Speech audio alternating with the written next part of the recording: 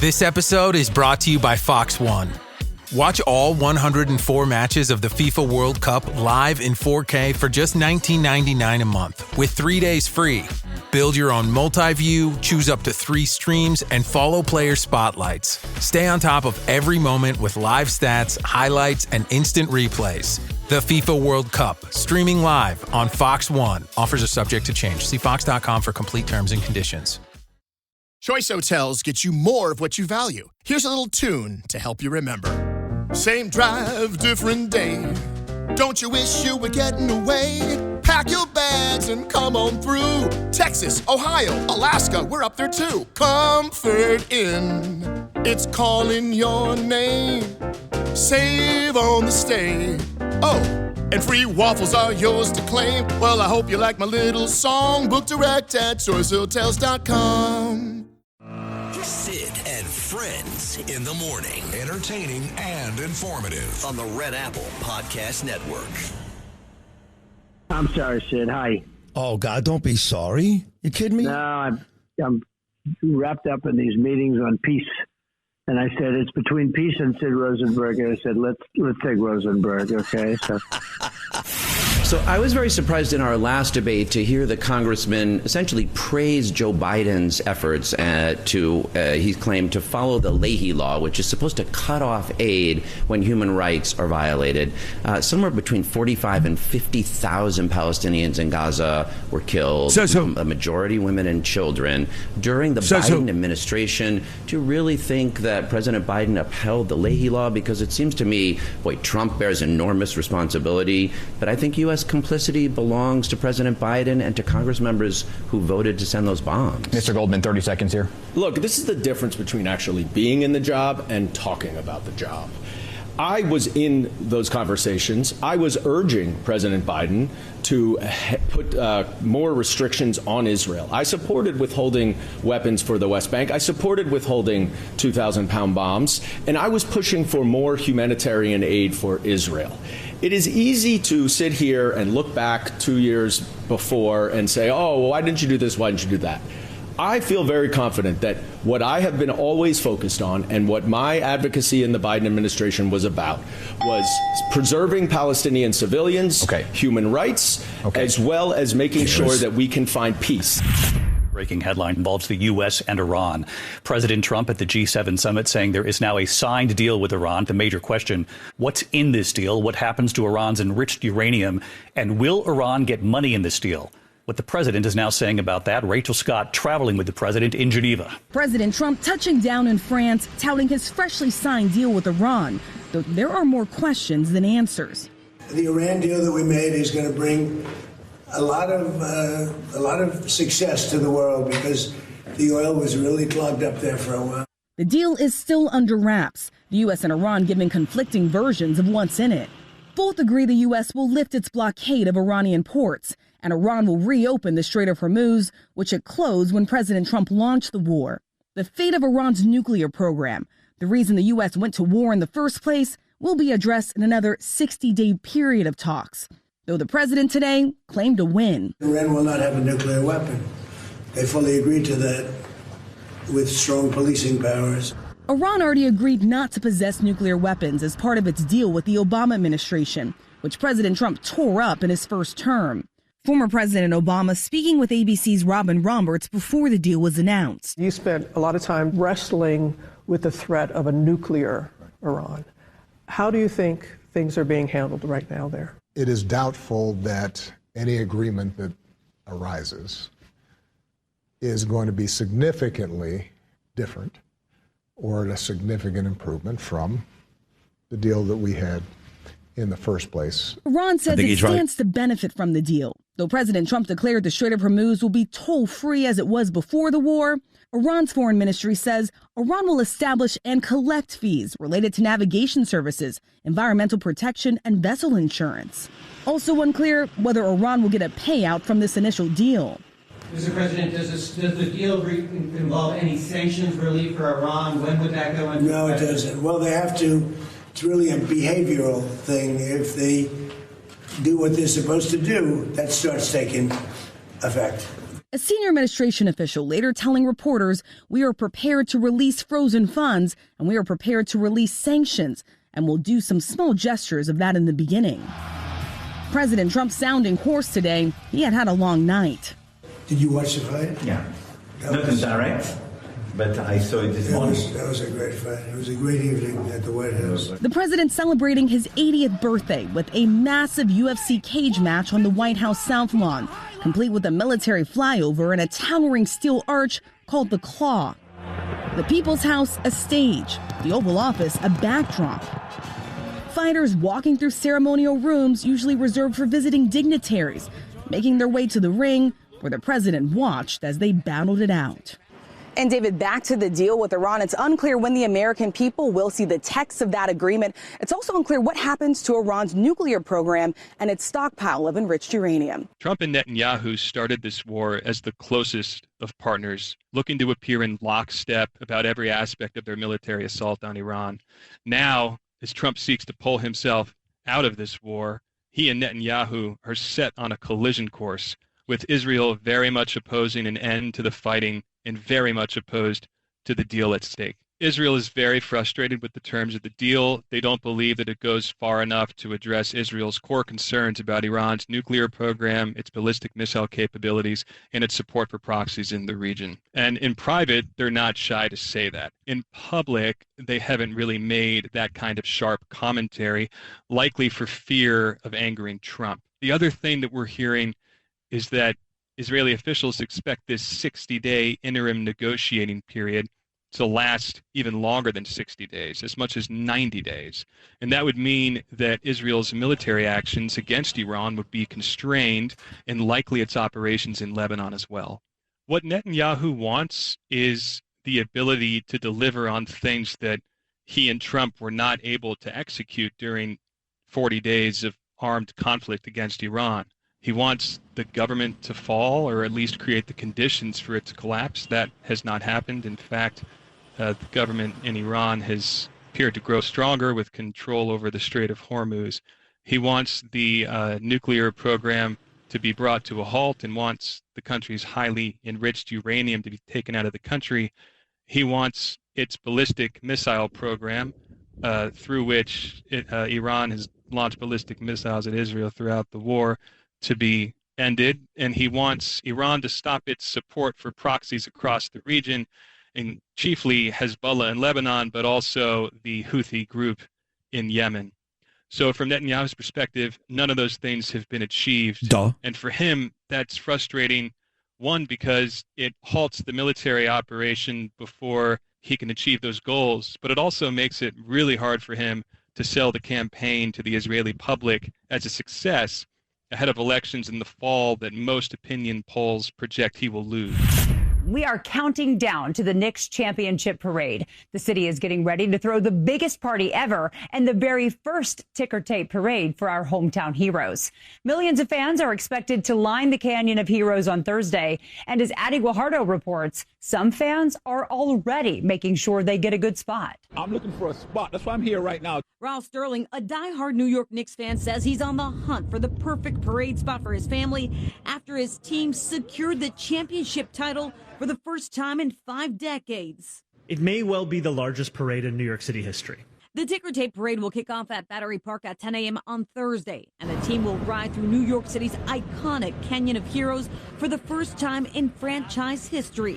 In 1970 and 1973, then Mayor John Lindsay opted for more informal receptions. On Thursday, millions of people are expected to attend the championship parade. We will have a significant NYPD presence there. While the NYPD will be out in full force, celebration. Andrew Breslaw, the senior vice president for the Alliance for Downtown New York, says they're providing the confetti for the 210th ticker tape parade, a celebration woven into the city's history dating back to 1886. At that time, Broadway was filled with brokerage houses. And then there were things called ticker tapes that fed information about the state of the market and trading. And all the brokers loved the people marching up Broadway and shared in their excitement and opened up their windows and threw out the ticker tapes as confetti to celebrate the Statue of Liberty. And that's how it all began. Downtown Alliance plans to distribute 2,500 pounds of confetti to 22 buildings along the parade route. The parade falls on the same day as Regents exams. I knew immediately, oh my gosh, I have the Earth and Space Science Regents that day, and I felt almost like crushed. Jaden King launched a petition on change.org in hopes of moving the test to another date. More than 200 people have signed it so far, but the New York State Department of Education tells CBS News New York there will be no changes to the test schedule. While some will be stuck in school, Sterling is already practicing his cheers. Thank you, thank you, thank you. I'm Addie Guajardo, CBS News, New York. Michael Rappaport. Sid, we did it. We finally did it. After all the pain, all the heartbreak, all the disappointment, after our great point guard from the 80s, Sugar Ray Richardson, crack got the better of him. He's not Lawrence Taylor, the late great Sugar Ray. Bill Cartwright, Bernard King breaking his knee. All the disappointment with our beloved Patrick Ewing, the Michael Jordans, the Reggie Millers, the Trey Youngs, the this, that, the third, the excuses, the Porzingis, the Larry Brown, the every single thing that could possibly go wrong. We finally did it, and we did it in the most New York way with an understated team that plays together, that loves and understands what it means to play and perform in the greatest city in the world. It's fantastic. Tracy Morgan. Before the game was over, I started breaking down. I started cheering up, and not just for me, but for the old timers that have been there and stayed the course and never wavered. The people like Seinfeld, the people like Spike, and the old timers, the unheard, the unsung heroes of the game, the fans that have been there since '73. And the young fans, we will have our own fight with the team.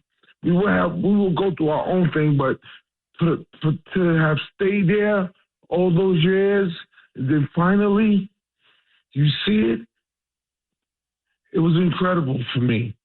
I was happy for them. I woke up, and the first thing I thought of, the waiting is the hardest part, Tom Petty. I like that song, Lewis.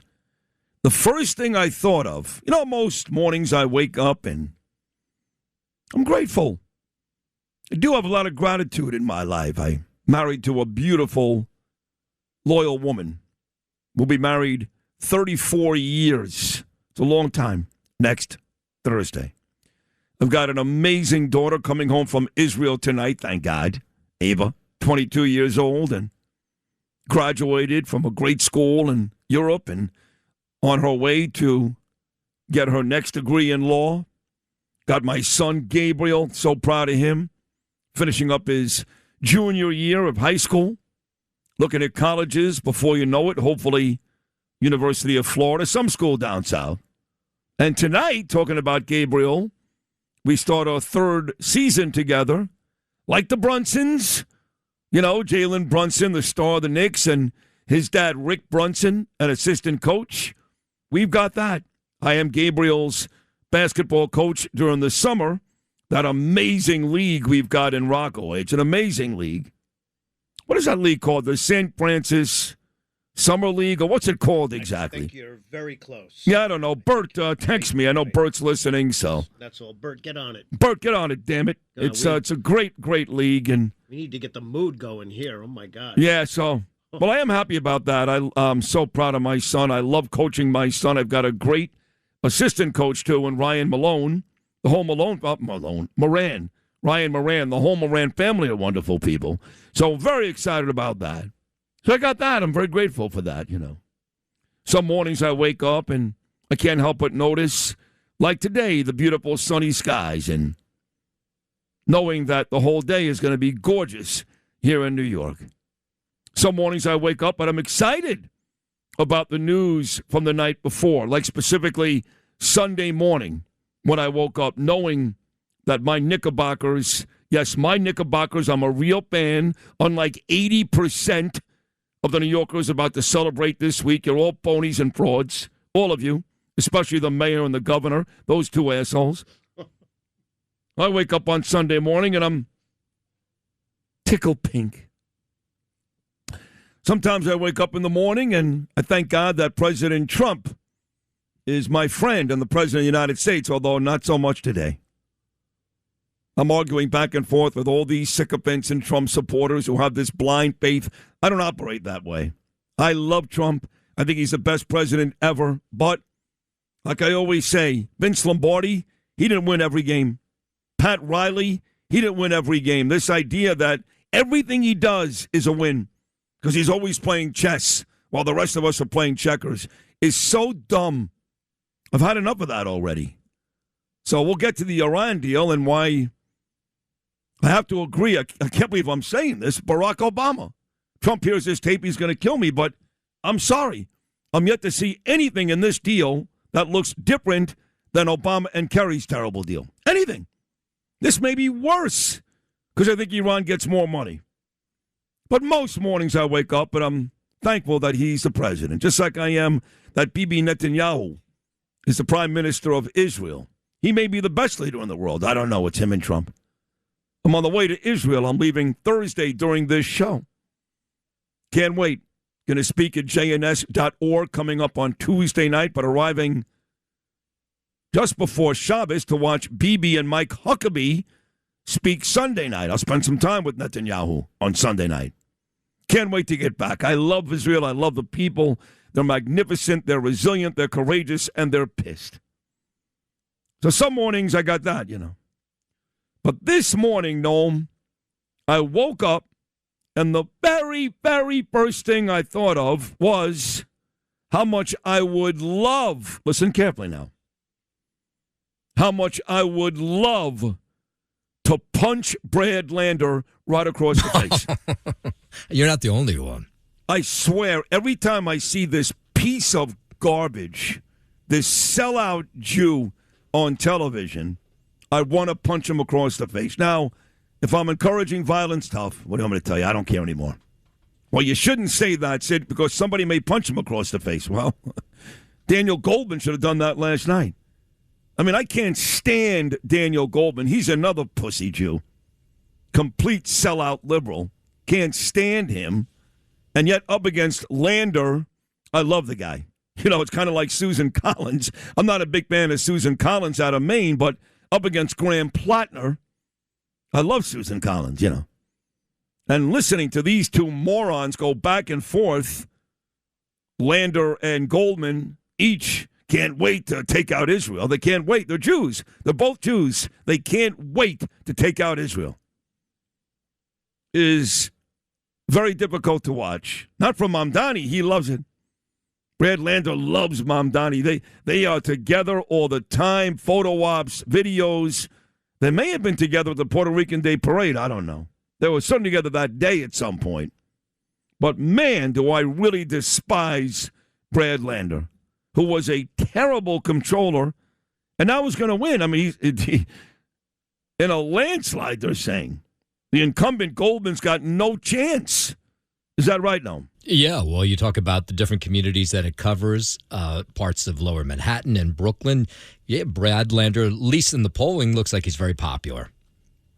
Like but it's not even much of a race. I know. Because those people are very left-leaning. A big part of his campaign has been talking about genocide and things happening in Israel, and that works for the people in those neighborhoods. Listen, they in want to all hear of that. New York, that's why I was getting so angry with some of my friends who live in Miami and California who kept saying that the only reason why Mamdani won was because of the foreign money and they shipped in Muslims. It's like, shut up. No. He had two great platforms. One was everything is free, which all these kids love. They loved it. The other one was what you're talking about. I don't like Israel. I don't really like the Jews, but I'm going to say that I'm anti-Zionist, not anti-Semitic, and dumb New Yorkers are going to buy it. Brad Lander's got the same playbook, and he's going to win by a mile. So don't tell me that hating Jews in New York isn't a winner. It's a winner.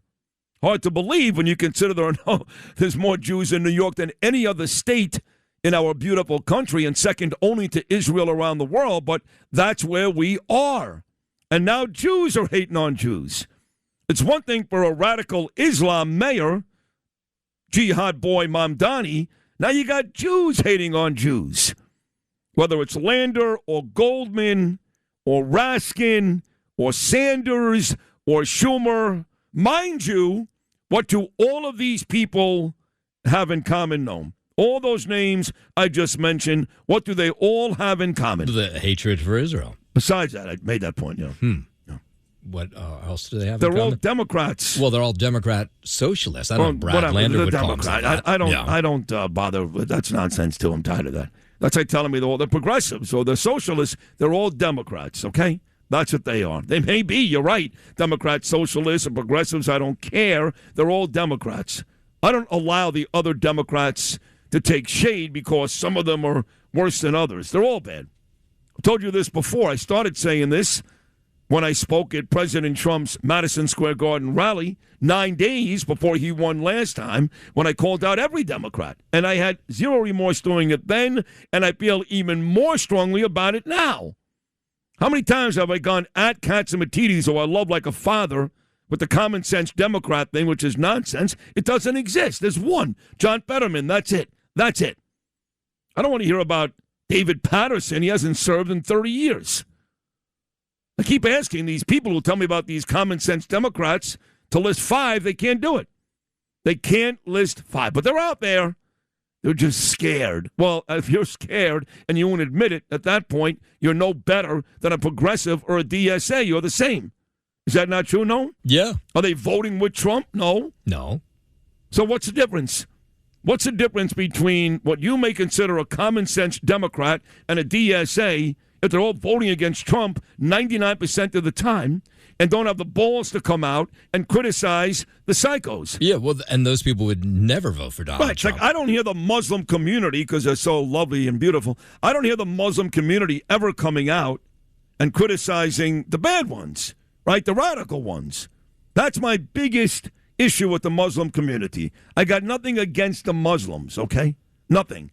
I don't dislike Mamdani because he's Muslim. I hate his guts because he's radical Islam. But the truth is, the Muslim community has failed time and time again to come out and criticize the bad people who are killing innocent Americans, Christians, and Jews all over the world. They've never done it. They've never, ever done it. Same thing with the Democrats. They don't come out and criticize the DSAs or the progressives. They don't do it. Every now and then they kind of hold back their endorsement. You know, maybe Hakeem Jeffries will hold it back for a couple of weeks, or Chuck Schumer will hold it back for a couple of weeks. But they all cave. They all cave. If there were really common sense Democrats left in this country today, Alan Dershowitz, who will join me at 8:50 this morning, never would have become a Republican. Never. He hated every second of it. But he can't find anybody.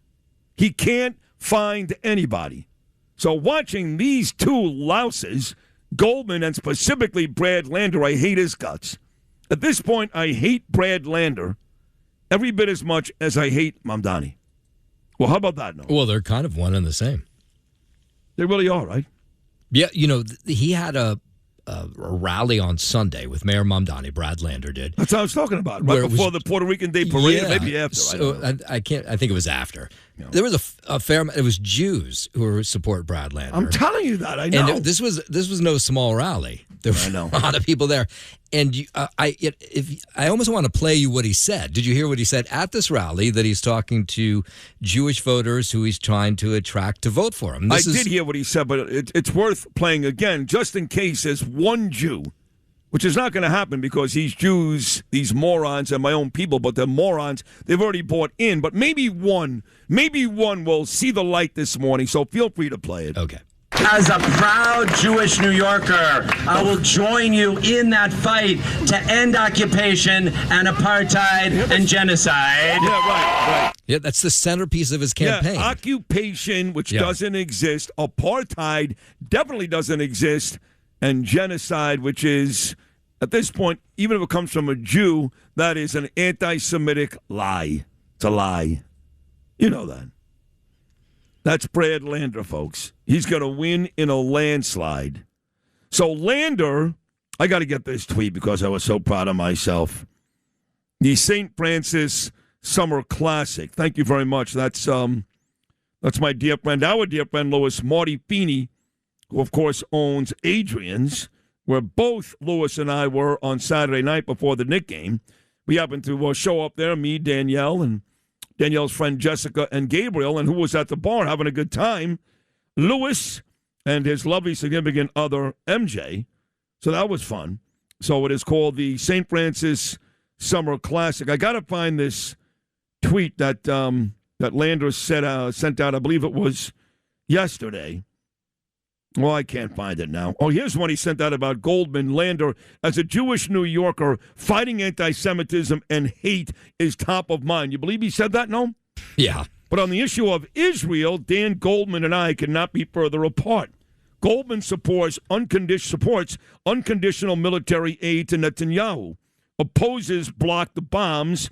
He's endorsed by AIPAC. Oh, that's a real anti-Semitic deal right there, right? He's endorsed by AIPAC and takes their money, and he refuses to call what Israel is doing a genocide. This is from Brad Lander. Meanwhile, I'll vote against military aid. I'll co-sponsor block the bombs. I call it what it is, a genocide, and I never have and never will accept AIPAC money. So there you have it. But he did a whole tweet about Mamdani. Oh, here it is now. It's a picture of him and Mamdani on Sunday, what you're talking about, Noam. And it reads, our mayor, Muslim. Our next Congress member, Jewish. You're not Jewish, Lander, you punk-ass bitch.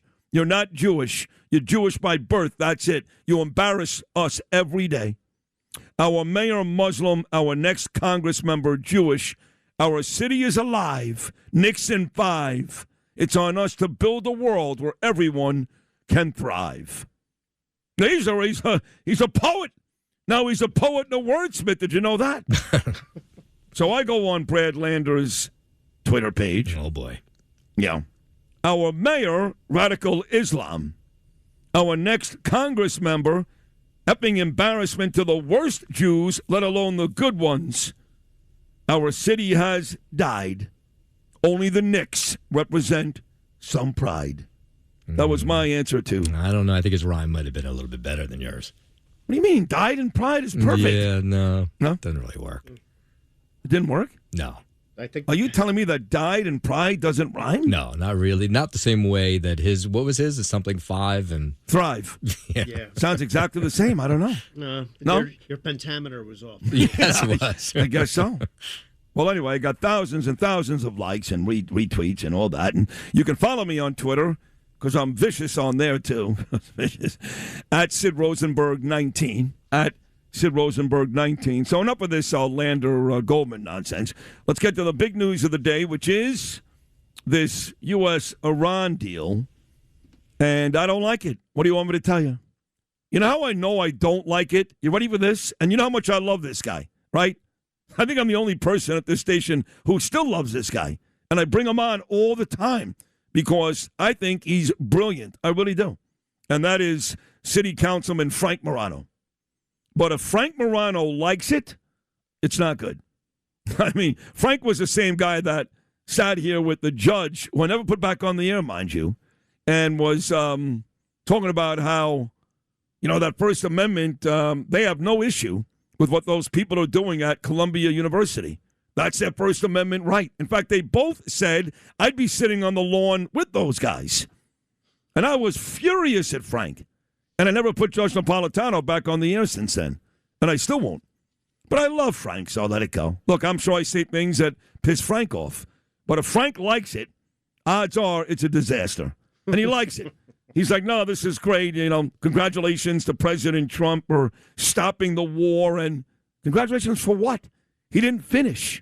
I mean, you may not like the idea of war. Okay, fantastic. Nobody does. No decent human being wants to see innocent civilians die. But if you're going to start something, no matter what it is, if you're going to start something, even a war, it would be nice to finish it.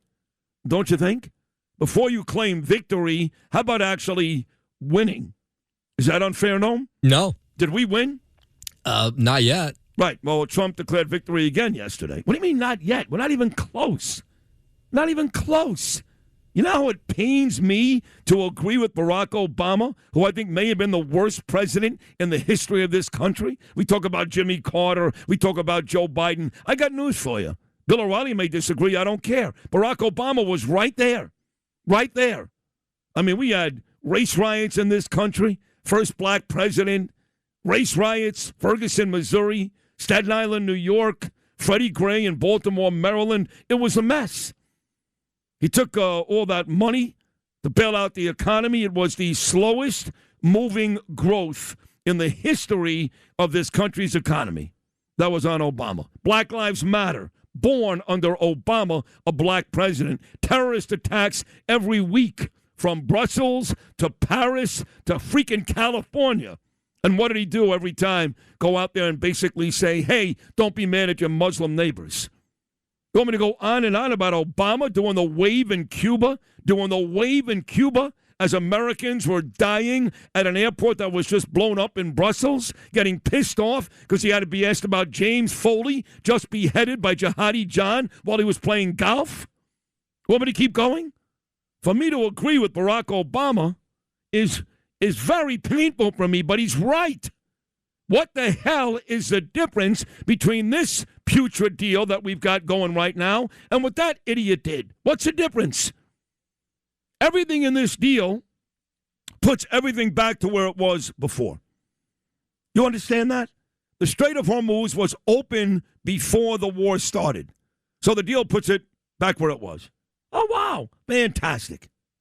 What am I missing? The Navy blockade was not there before the start of the war. So now we're removing the naval blockade. Those two things right there were not there before the start of the war. So the things that we needed to get done, let's go down the list here, Noam.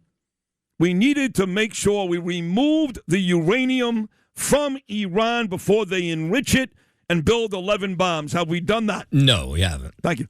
We needed to make sure that all these evil bastards, the IRGC, the mullahs, while we killed a lot, we did, were finally out. And maybe even unrealistic, I know, but maybe even the civilians, the people in Iran, were now running the show. Have we done that? No. Mm-hmm. I know I'm missing one more. What is the third and final? The ballistic missiles? Have we stopped Iran from producing ballistic missiles? We have not. Mm-hmm. And now we're going to give them money, whether it's earned money. You know, there's a lot of different versions here. Trump and his administration are telling us that, well, that money has to be earned. They don't just get it up front. Well, I'm hearing that Qatar already gave Iran money, and we were okay with it. Upwards of $1 billion, just so ships can move through the strait. Eventually, when they get that money, do you think we're really going to hunker down and watch every penny they spend? Remember, President Trump only has about 2.5 or 3 years to go.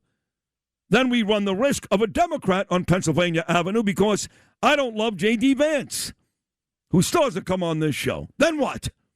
You think they're going to build hospitals and schools? And where's that money going to go when Iran gets that money? Where's it going to go? No, it's going to go to its proxies, and it's going to go to rebuild their defense systems. Right. So I just ran down 3 or 4 things that America wanted and needed to accomplish, and Israel, and you told me that the number accomplished is 0. So why is Frank Morano congratulating President Trump on what? If you start this thing, we had people die. We had servicemen and women die. We've spent a ton of money. If you're going to start it, well, goddamn it, finish it. I don't care whether you like war or not. If you're going to start it, finish it. This is not finished, not even close. And Israel is in every bit as much trouble now as it was before the start of this. And Bibi's not going to say a damn word because, A, he's a statesman. He doesn't do that. You've never heard Bibi Netanyahu ever come down hard on any world leader, ever. And secondly, he wants to win again come October, and he knows he needs President Trump's endorsement. But he did come out yesterday, showed a big set of balls, and said, we're not done. Doesn't matter what America does, we're not done. And I'm on record saying, good for you, Bibi. Because last I checked, Hezbollah is still lobbing bombs all over Israel. Is that not true, Noam? This is true. So what are people celebrating? The war is over. Great. We didn't win. We didn't really do anything. Did we? I mean, I know they've got a lot of structural damage. Well, there's a deal on the table to pay them $300 billion to fix it. What are you guys talking about? What in God's name are you guys talking about? I know you don't care, but what in God's name? Frank Morano, I never said I'd be sitting on the lawn with those guys.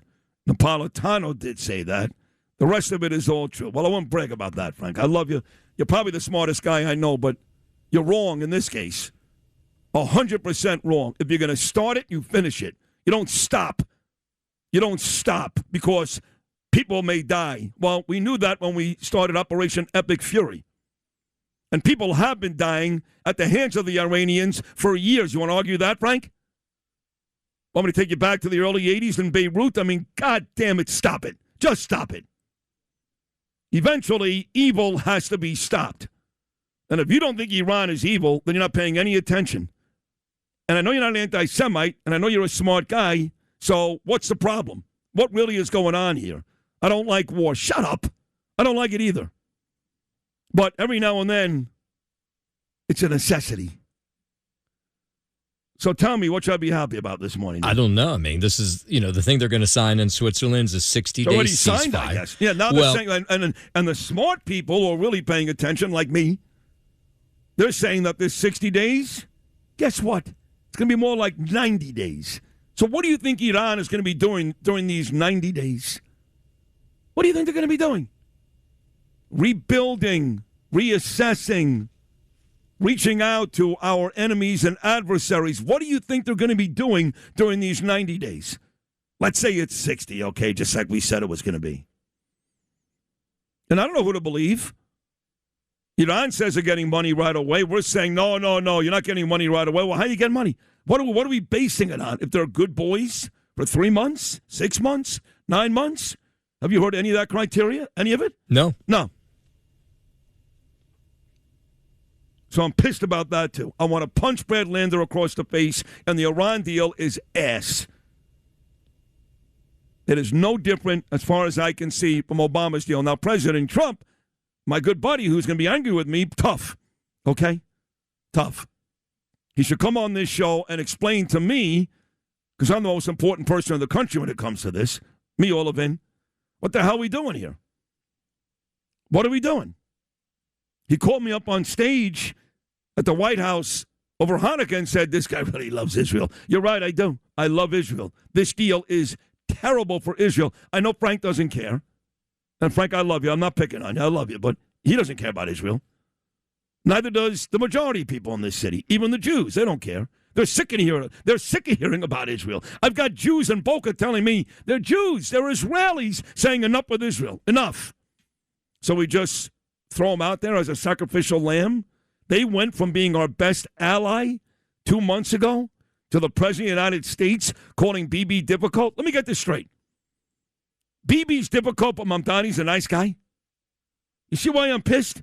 Bibi is difficult. Bibi's an asshole. Bibi this, Bibi that, but Mamdani's a nice guy. It'd be one thing if he was consistent and he called out the Arab leaders around the world that have no problem killing people in their own streets. And it's not just Iran. There are other countries that do that as well. Throw gays off the roofs and all of that. He doesn't do that. Have you ever heard President Trump say one bad word about Erdogan? One bad word? No. Not that I can think of. No. He's Hitler. Erdogan is basically Hitler. Not a bad word.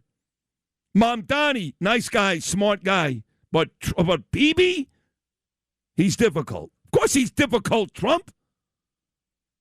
Of course he is.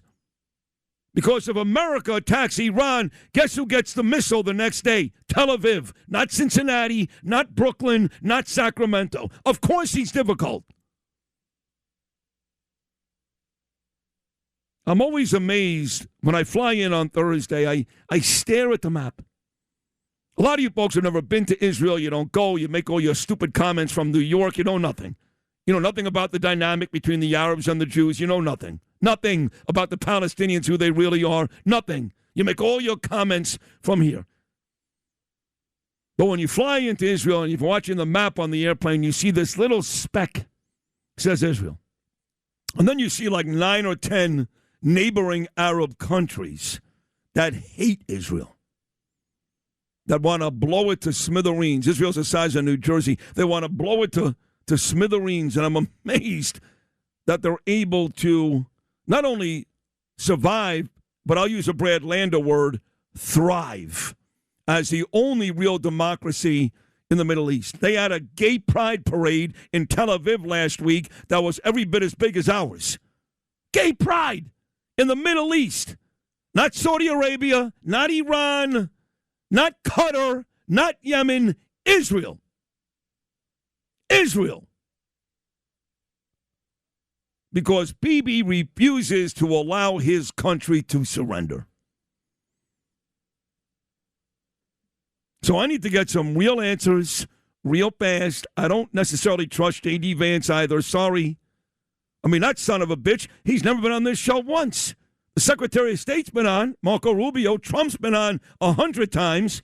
The guy that seems to be the odds-on favorite to be our nominee in 2028 has come nowhere near this show. And almost everybody inside the Trump administration has reached out to him on my behalf. From Monica Crowley to Anthony D'Esposito and others. Nothing. Nothing. Zero. What is he afraid of, though? I don't know. Maybe this conversation. Because he's out there the last 2 days telling everybody how great this is. Very possibly. Yeah, how upfront we've been, how transparent we've been, and this is great, and they're not getting any money. And JD, well, they're saying they are. Prove to me they're not getting money, JD. Somebody talk to me. Somebody talk to me. I can't even enjoy this stupid Knick win, which in the big scheme of things means nothing. And I loved every second of it, and I also got emotional on Saturday night, and now I've had enough. I mean, guy, I just... Cancel the parade on Thursday, damn it. Yeah, cancel it. No, yes. we're not going to do that. Yes. No. Just because you're upset? No. No, not because I'm upset, because it's going to be a mess. It's going to be a mess. They can't control 2,000 people outside of Bryant Park. How's 3.5 million going to go on Thursday? It's not about me. It's about the city. And I love Jessica Tisch. I'm on record saying that about 1 million times. But this NYPD can't control this crowd on Thursday. Sorry. Everybody's going to be mad at me today. Jesse, Trump, everybody, because I'm tired of it. I'm tired of it. I'm tired of Mamdani. I'm tired of Hochul. I'm tired of federal lies. I'm tired of all of it. How the hell is this city going to handle 3.5 million people on Thursday, half of which are not really Knick fans and just want to be part of some type of drunken revel, even at 10 o'clock in the morning? How are we going to do that? No, I'm talking to you. That's a question for you. I'm sorry. I'm sitting there. Sorry. I couldn't disagree with you more. I don't care. Did I say to you? No, you just asked me how, so I'm answering for you. Well, okay. The NYPD can handle this because it's a very defined area where the parade's going to take place. They can see who's coming in from subway stops, driving in. You want to take bets right now that on Friday morning? I'm not going to be here. It's not going to be like the game after, because that was all over the city. So you're going to come in on Friday morning. I'm not going to be here, thank God. Yeah. And you're not going to have any reports of any... Of course, you have 3 million people. There'll be arrests, but it's not going to be setting buses on fire, punching cops. How do you know? Because no one's going to punch a cop. The parade is a different atmosphere at 10 in the morning. It just is. Oh, because they don't start drinking at 5. I've been to those parades. I have too, but look at the past parades. They've handled them quite. You're going to tell me right now that not one cop is going to punch across the face on Thursday. I'll make a bet right now. I hope not, but I would think no. If you hope that, I'll make that bet right now. $100 that at least one cop gets punched across the face on the parade route. Yes, on the parade route, bitch. I might. Let me think about that. I might take that bet, actually. You have till 9 o'clock. Okay. Well, there could be a whole lot of other awful things that go on. Thank you, Louis. Besides getting hit in the face. I mean, cops could get spit on. Cops could get pushed. Cops could get almost run over, sadly, or God forbid. But, you know, when this thing is over and you disperse 3 million people. Oh, into the streets? It's something to be considered. What's going to happen there? The potential. The potential for disaster on Thursday is immense. Well, because they've held the cops' hands back behind their Of back course. too long. Well, that didn't change. I know. We don't have enough cops. They don't have immunity. These guys are scared to death to do their job, as they should be. Jessica Tisch has their back, but no one else does, including the stupid scumbag mayor. So, oh, God, you're not having indigestion because of you, no. It's just not ending today, man. It's an indigestion Tuesday. That's what this is. It's going to be fine. You know what FINE stands for? Okay, that's not. You know, when I walked into rehab, I'll never forget this, the first time I'll never forget this. 95, I'm in Warnersville, Pennsylvania, right outside of Reading, Chit Chat Farms. Miserable. Just slept my wife's college graduation at Brooklyn College, and I'm in rehab. And the person walks over and goes, "Nice to meet you. How you doing?" I said, "I'm fine." And the person said to me, "You're fine." You know what FINE stands for? F, effed up. I, insecure. N, neurotic. E, emotional. I said, "Yeah, I'm fine." How did he know you so well already in that first day? That's one of those things in rehab they teach you. You say fine, those are the things that you're talking about. Listen, I hope you're right. I love this city. I came back to this city voluntarily, and I hope it all works out great. The Knicks deserve it. New York deserves it. The overwhelming majority of New Yorkers are great people, and the real Knicks fans are great people, but this has been kind of taken over by a bunch of frauds and just people who just want to get nuts, and now they've got an excuse.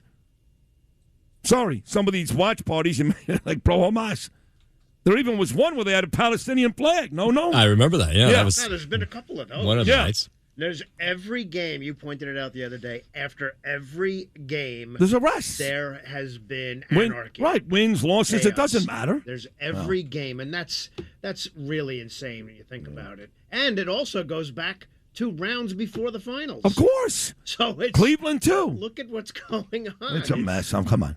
All right, get quick. I got to get to Jim Leyritz. I think he's here, so he's a hero, New York hero.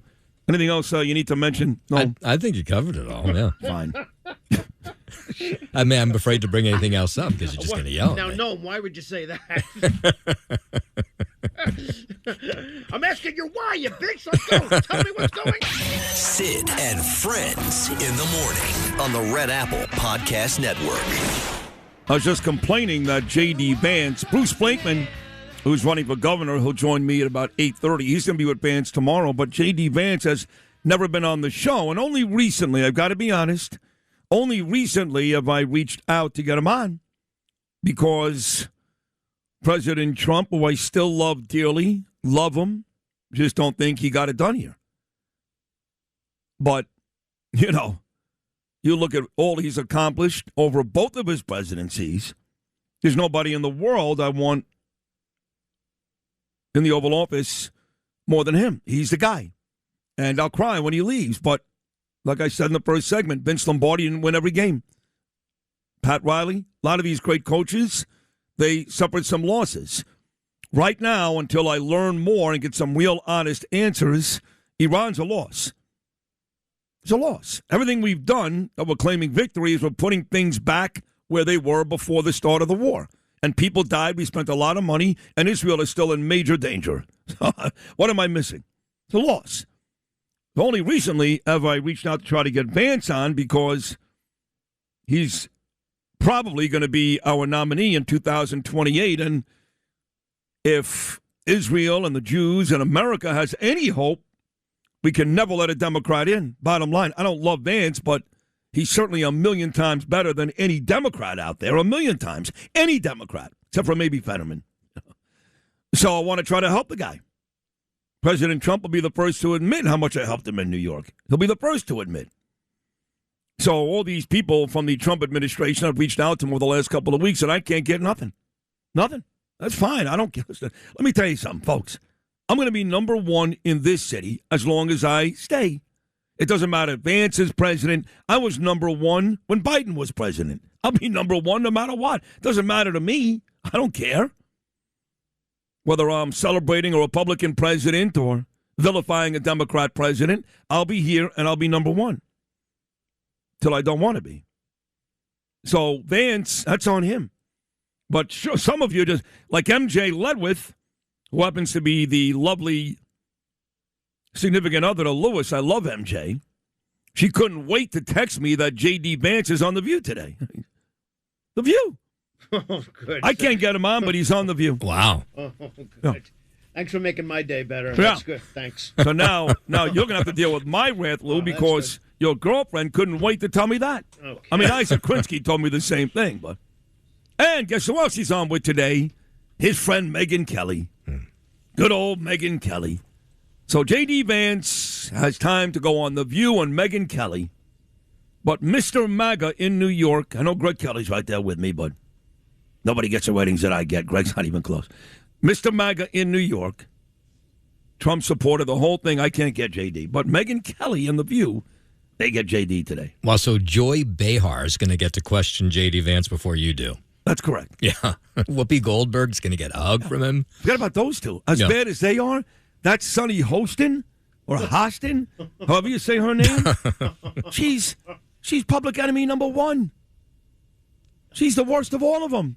And that's saying a lot when you just mentioned Behar and Goldberg. I think she's worse than all of them. And I can't get J.D. on. Now, look, I'm on record saying I like Marco more, and I do. I think Marco is 10 times the better candidate than J.D. 10 times. But there seems to be some cabal in this administration where they want Vance. I don't know. I don't know why. Maybe Marco doesn't want it. I don't know. But to me, it's not even close. So whoever it is, I got to help him. I don't care if it's Glenn Youngkin. I mean, Ron DeSantis has no chance. He's going to run. He's got no chance. I love Ted Cruz. Love him. I like Ted Cruz more than Vance, but he's got no chance. I mean, the only folks I really see having a chance in the primary, forgetting about the general election, is Vance and Rubio. That's it. The rest of these people are going to get murdered. And I told you the same thing when Trump ran. And all of you people, all of you, including Bo, coming on today, and King and a host of others. No. DeSantis, Nikki Haley, stop it. You remember? Right, Noam? I discounted all of that. Well, I'm telling you, it's going to be the same thing this time around. It's either Vance, Rubio, or nobody. Youngkin, DeSantis, Cruz. Give me all the names you want. They don't have a chance. So I got to help the people that got the best chance of winning. And I'm trying, but The View takes precedence over Sid Rosen.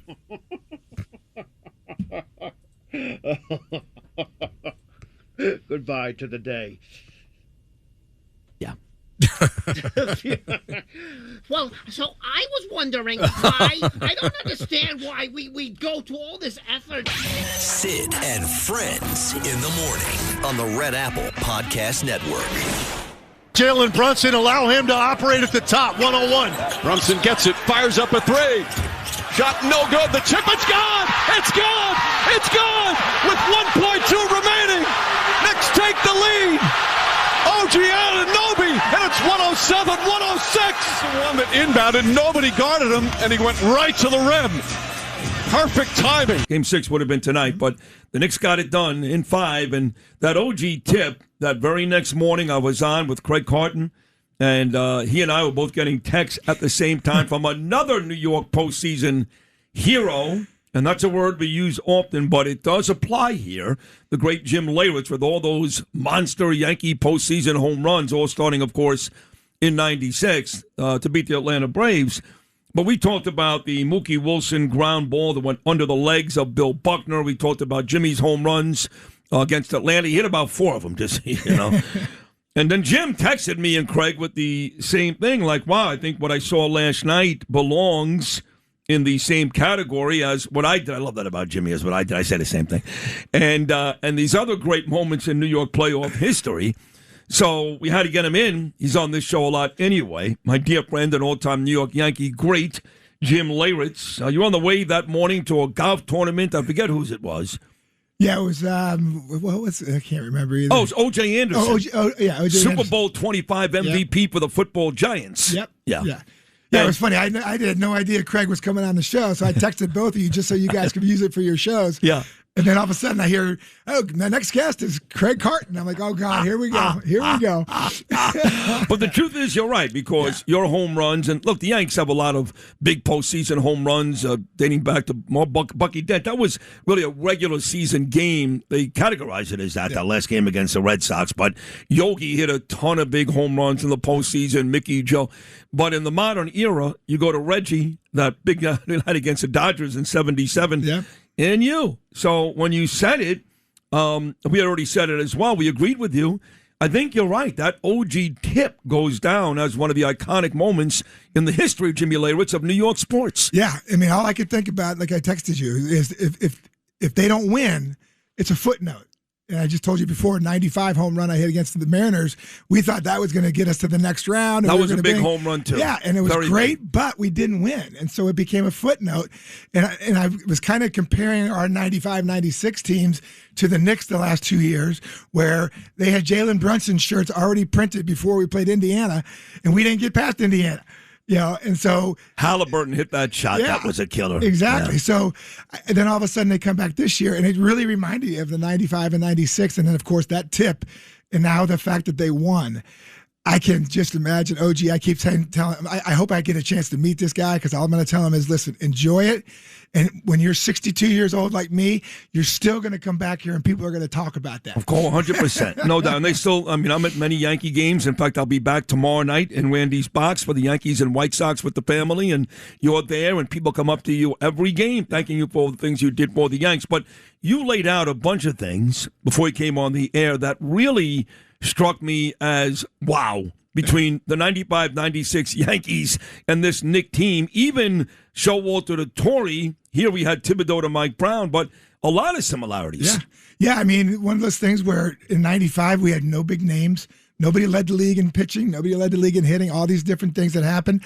We come back in 96. They fire Buck Showalter. They bring in a new manager who no one called it. They called him Clueless Joe when he first came in. That was the back of the New York Post. I mean, he had unsuccessful stints in St. Louis with the Mets. They were unfair about Atlanta, though, because I want to remind people that when Joe Torre coached, or managed, I should say, the Braves, he had three guys in particular that were very good. Dale Murphy, Bob Horner, and a guy Chris Chambliss. Yes. And the Braves won the division that year. Yep. They never gave Torre credit for that. So he did have one good year in Atlanta, but for the most part, yes, he had some nightmarish stays. Yeah, so for me, it was a very similar thing where Mike Brown comes in and he knows how to react with the players. He knows how to get the most out of them.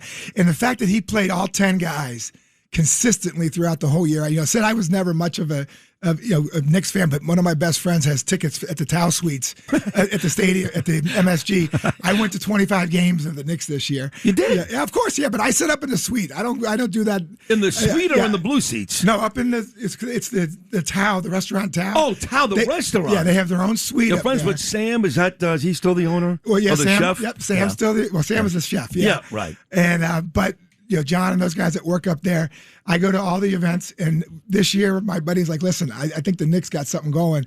And so we went to every game, and it was just like the whole time during the playoffs, I'm sitting with Wally Zerbiak. Oh, you are? Because he sits there, and because he does the pre and the post game. Yes. So he walks over. Him and Bill Pito on those guys. Yeah, he walks over, sits upstairs with us in the suite. Oh, that's awesome. And we get to talk. And I love Wally. Yeah, he's a great dude. And yeah, it was just really cool. And the really cool thing was my wife is not a baseball. She was my after baseball wife. She knows nothing much about the what we did in the World Series and everything.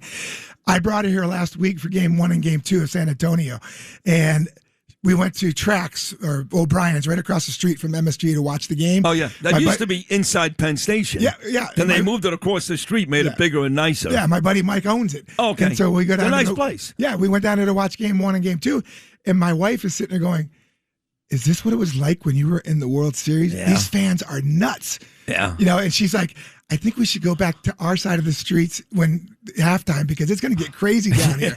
And sure enough, and it did. It did. And as crazy as it was with you guys, with the Yanks, and look, the Knicks won 1. You guys won 4, right? I mean, Torrey won 4. He got to 6.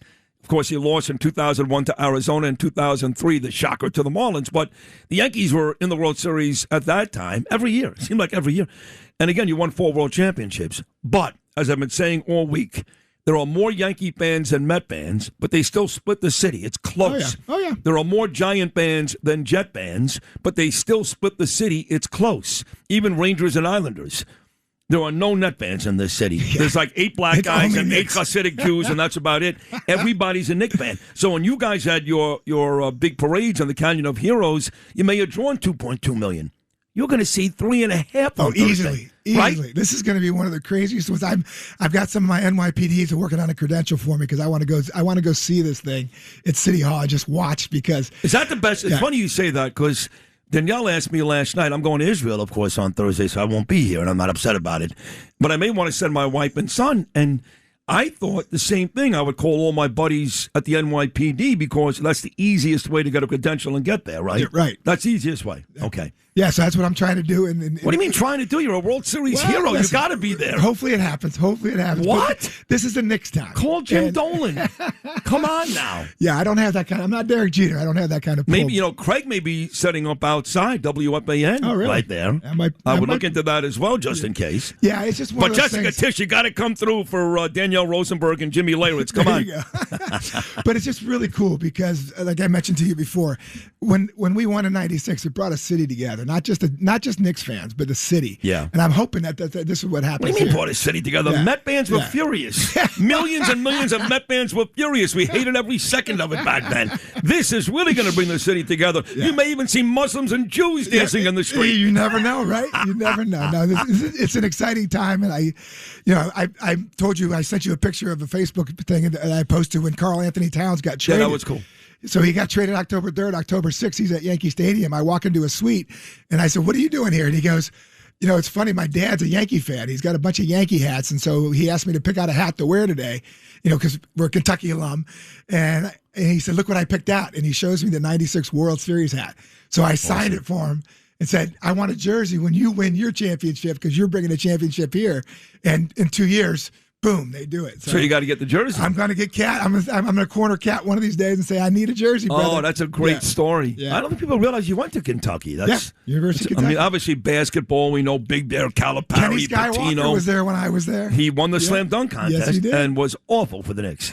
Yes, he was. That was part of all the pain. We talk about the years and years of pain for the Knickerbockers. Kenny Sky, who was a nice guy, and again, he won the slam dunk contest, didn't go all that well, Jim. But look, this has been an incredible run for New York and 53 years. The Yanks, what are you on, 17 years now? Yeah, 17 years. That's a long time. It's getting to be like it wasn't from 78 to 96. Right.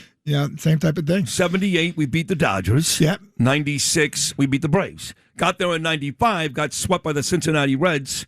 That's when Steinbrenner went nuts. He's like, I don't want to get to the World Series just to get swept. Yeah.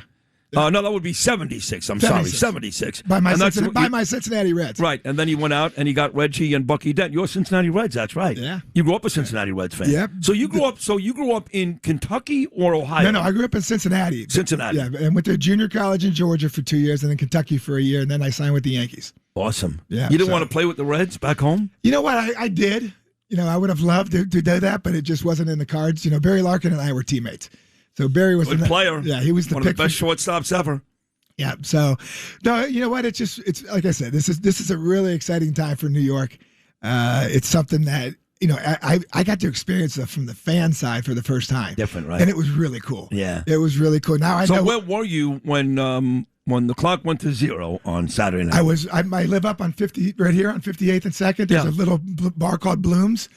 Yeah, Bloom's Pub. Because you texted me Saturday afternoon and said, "Where are you going to be tonight?" Yeah. And I'm like, I don't like being with a lot of people for big games. I'm not into that. Like, I got to sit there. I remember, in fact, the NFC Championship game. I was living in Boca. And you were in Florida at the time, in Fort Lauderdale. Yeah. And the Giants are playing the Packers. Eli Manning versus Brett Favre. Freezing cold temperatures. We won the game on a late Lawrence Tynes field goal, if you remember correctly. Yeah. And Leonard Marshall, the former great New York Giant, many, many Pro Bowls, defensive line, him and LT, he lived in Boca. We were pretty friendly. And he wanted to come over and watch the game. And we said, sure. We must have called the wing place about 3 times that night. I swear to God. We ran out of like 100 wings by halftime. They said, "Who the hell is at your house?" I said, one guy, number 70, Leonard Marshall. And it was fine. It was one person, But even at points with him, I was like, Leonard, you got to be quiet. I got to watch the game. You know? So when there's like big moments, I try to surround myself with as little people as possible. Like I can never go to a watch party. Right.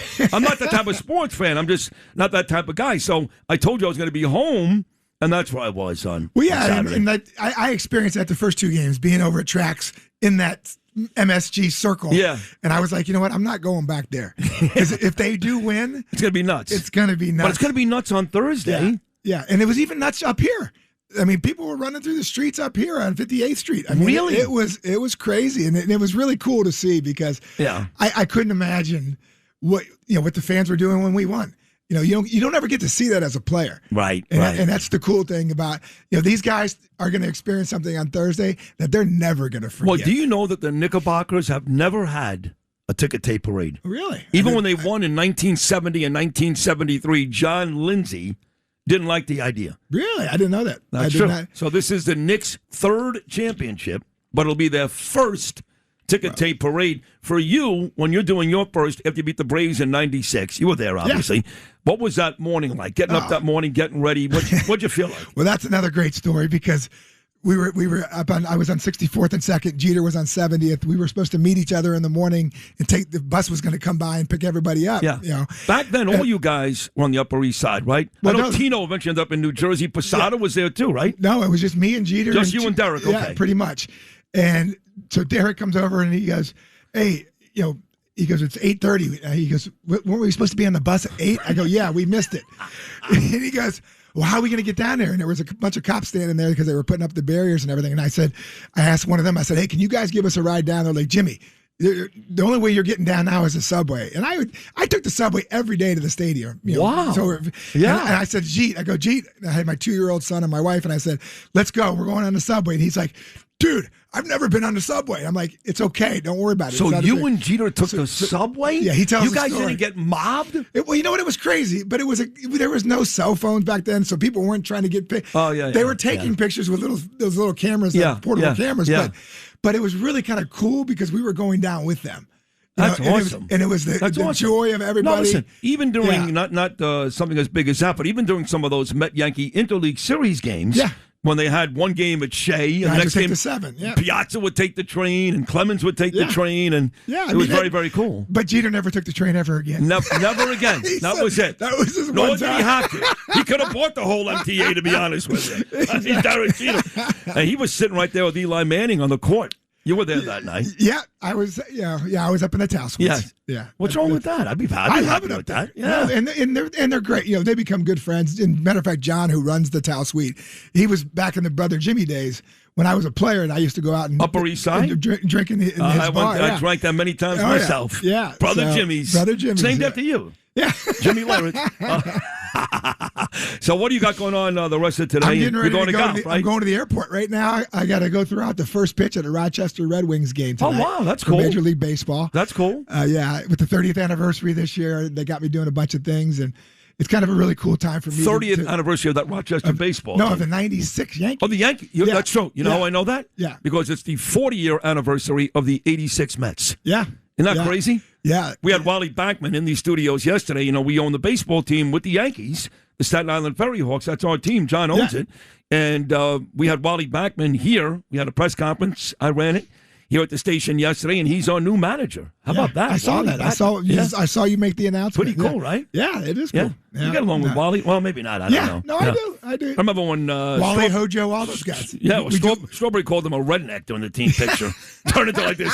They were going to fight, actually, but they didn't fight. So yeah, no. Listen, like I said, it's pretty cool time right now here. It is. It's pretty cool. All right. Well, we'll see you later on this week. Have a safe trip to Rochester. All right. Thank you for all your amazing moments. You had more than OG of the rest of these guys. You had like 5 of them, and you remain an iconic figure in New York sports, but even more importantly, one of my best friends and a great guy. So thank you so much. You've been there through everything with me, and I've been through everything with you, and you know what? We always come out on top. Always. Yep. We're both bald, beautiful men. Jim Leyritz and Sid Rosenberg. Good to see you, my friend. All right, brother. Jim Leyritz, right there. OG's tip with Leyritz and Mookie, all those great New York moments. We'll take a short break. We'll come back. Lots more to do. Trump and I have known each other for many years. He is the President of the United States. I am the Prime Minister of Israel. We often see eye to eye, and there are also cases where we see less eye to eye. I am responsible for Israel's security interests. I stand up for them. And I want to tell you how we stand up for them. You have to stand up for the interests, not by being belligerent, and you have to do it wisely. And that requires a lot of experience, a lot of wisdom, and a lot of familiarity with the American arena. It requires a lot of experience.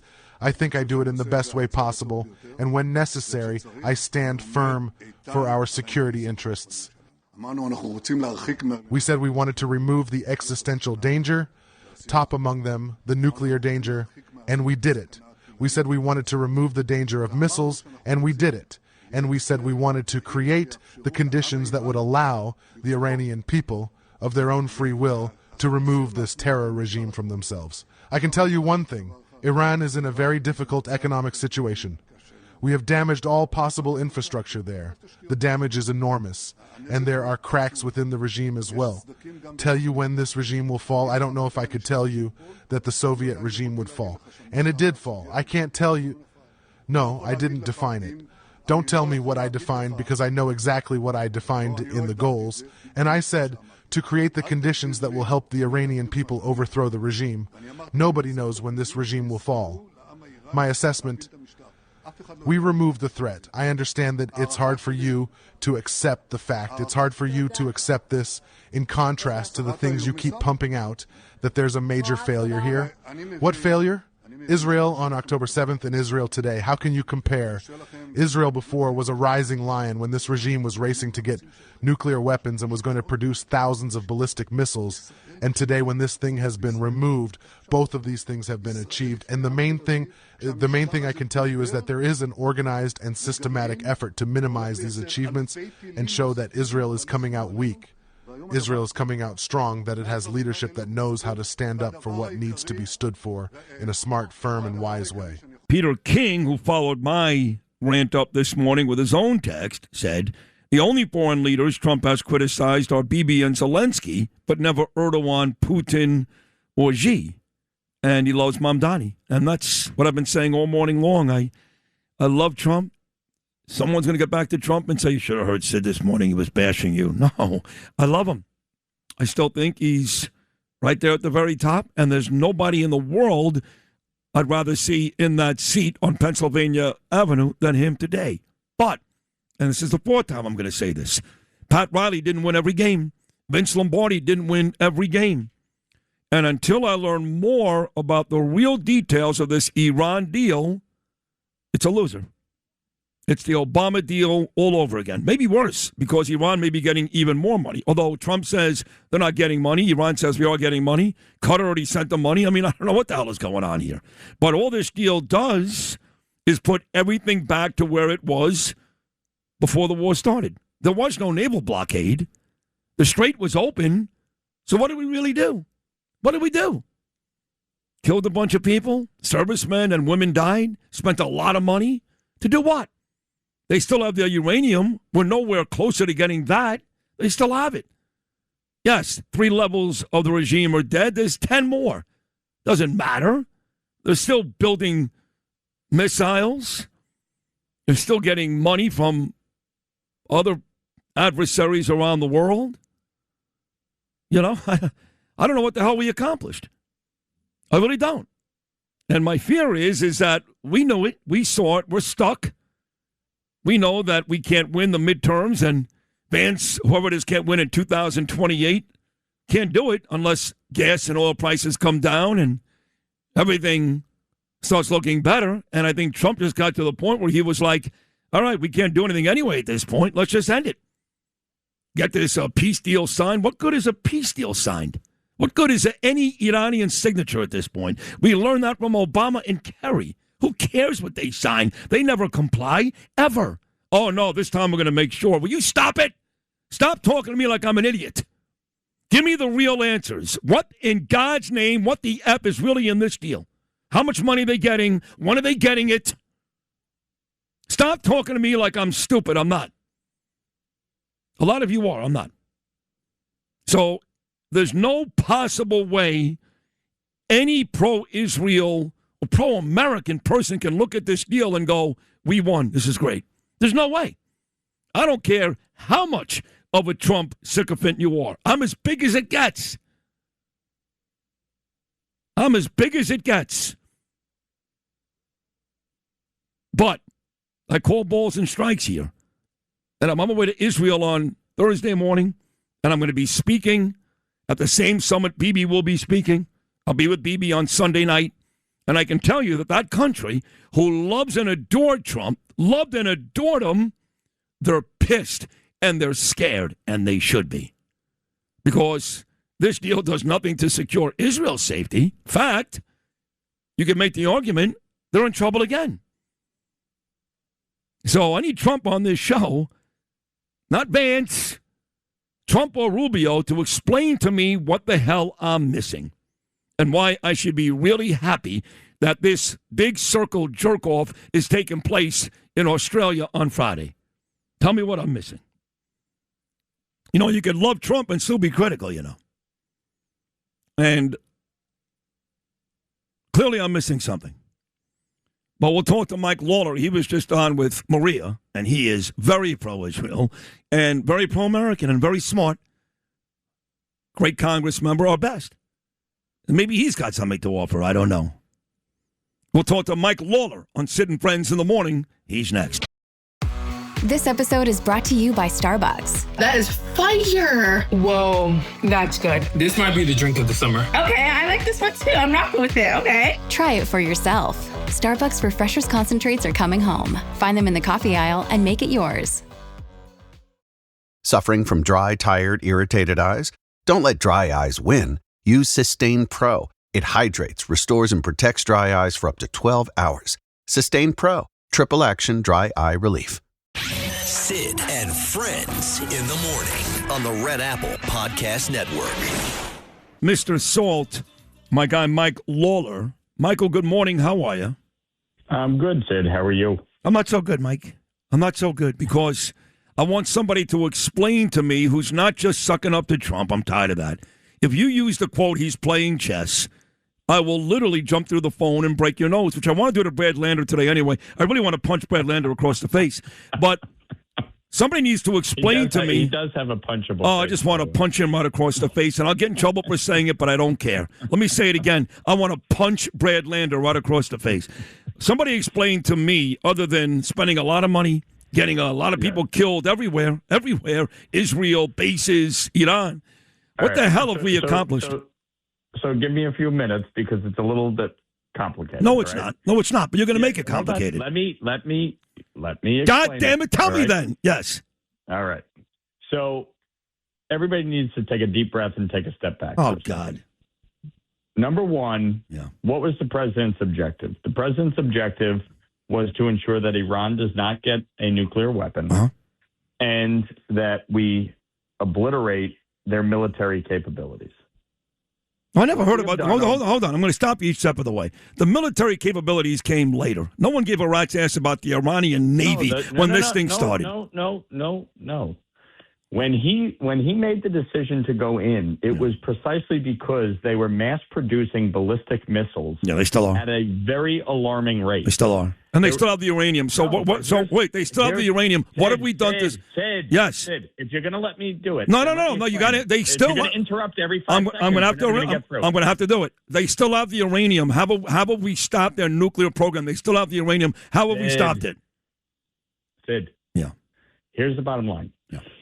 What has transpired over the last 3+ months, their ballistic missiles program, their drone capacity, their naval fleet, their air defenses have effectively been obliterated.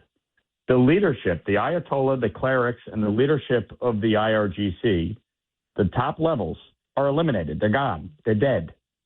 Like a dog. Okay?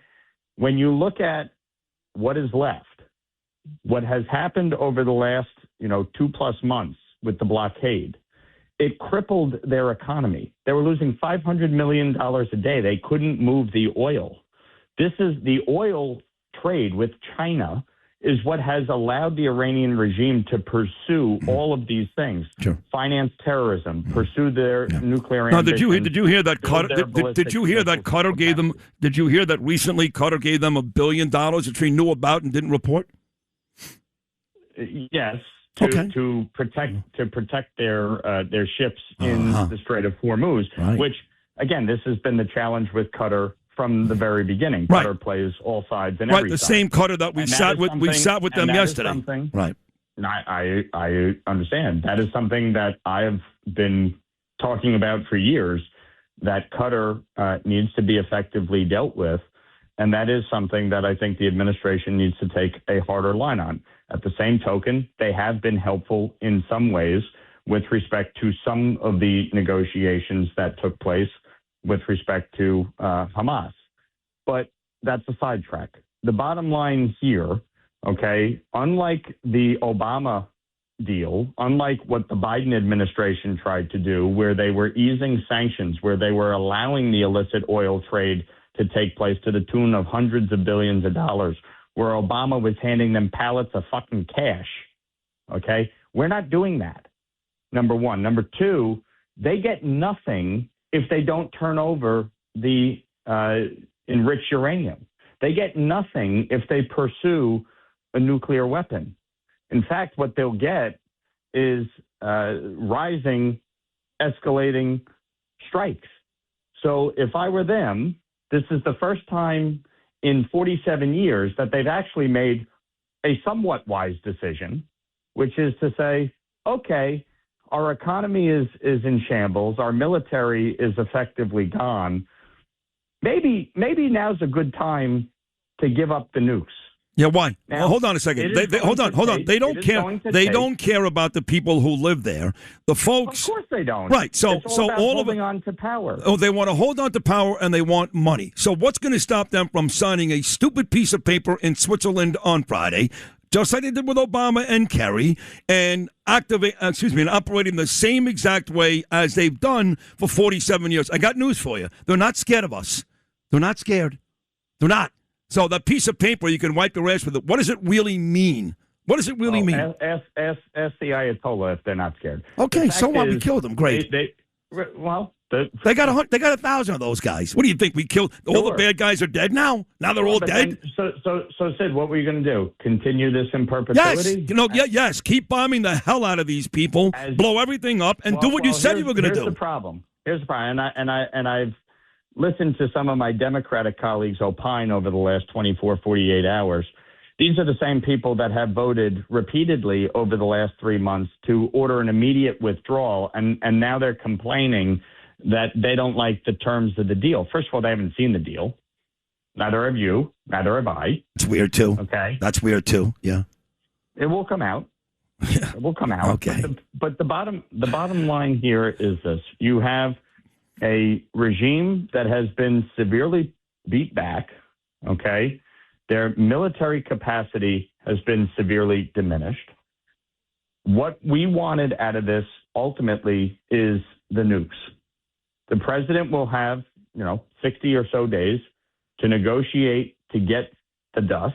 If they don't give the dust, they get nothing. Okay. They get absolutely nothing. Well, they don't get nothing. There's other countries. We're probably back in a situation where we strike the ever-loving shit They out of them again. They are getting money from other places. They don't care. We've been having these negotiations. Witkoff wasted our time. Kushner. That is true. Look, the sanctions regime that we have put in place, and listen, I've been a leader in this. This has been, in my time in Congress, okay, from a foreign affairs standpoint, I've been on the Foreign Affairs Committee. I'm the chair of the Middle East. I have spent an exorbitant amount of time focused on the sanctions regime against Iran.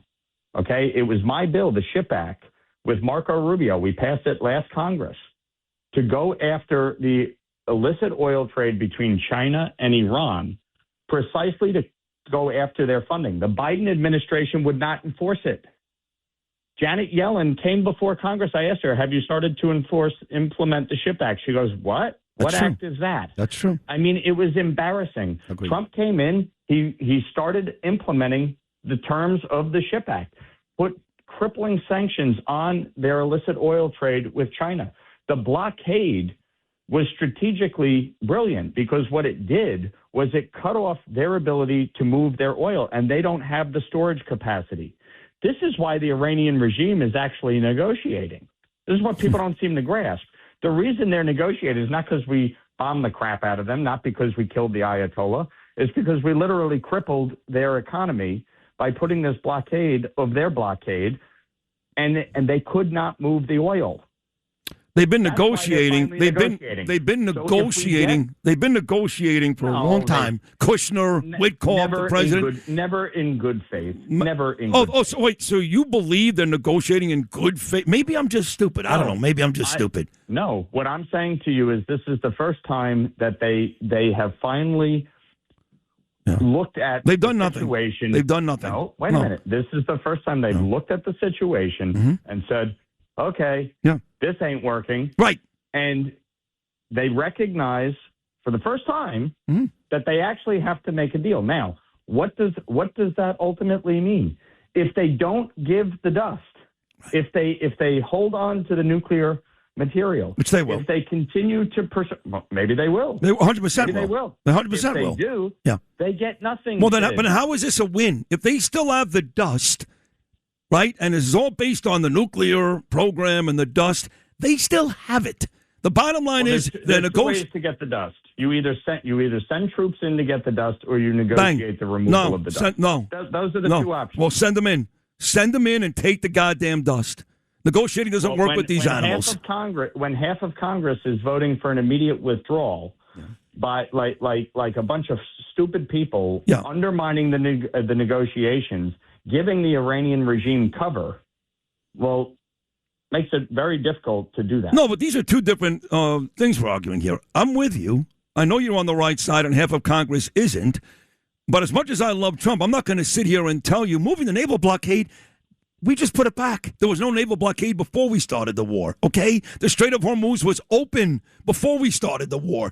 Really, what we've done the last couple of days in this agreement is put things back in place and acquired nothing. They still have the dust. There are still bad guys running the show there. They're just acting as if they're not. But nobody is under any illusion here that you're all of a sudden the Iranian people are now governed by some great leadership. They're not.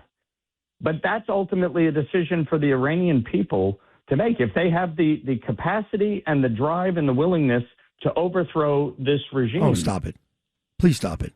That's the only way that's ever happening. Well, it's not happening. If you think we're going in, if you think we're sending in troops for regime change, that's never happening. Oh, then we did nothing, because I got news for you. The people can want whatever they want, but last I checked, 40,000 got mowed down in the street. So unless we're going to provide these people with guns, who cares what they want to do? How are they going to do it?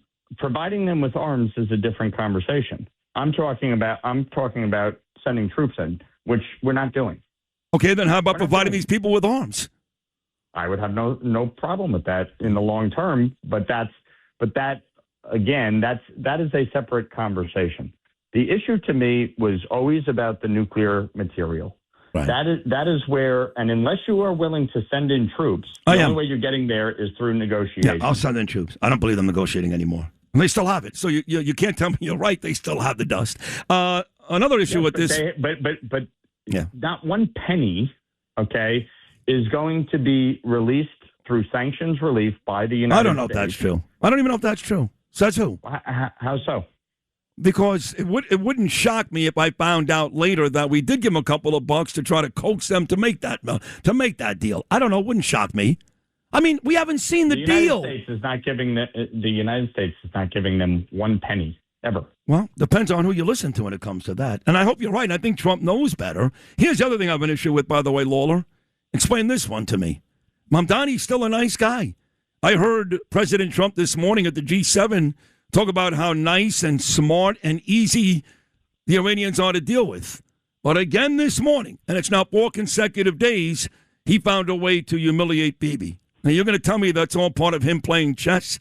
That's all smart because he wants to throw Israel under the bus to make the rest of the world happy. How am I supposed to be okay with President Trump continuously, lately, bashing Bibi? He's difficult. He's an asshole. He's a pain in the ass. And yet, Mamdani's a great guy. The Iranians are great guys. I never talk badly about. He called Erdogan a good guy. How am I supposed to deal with that?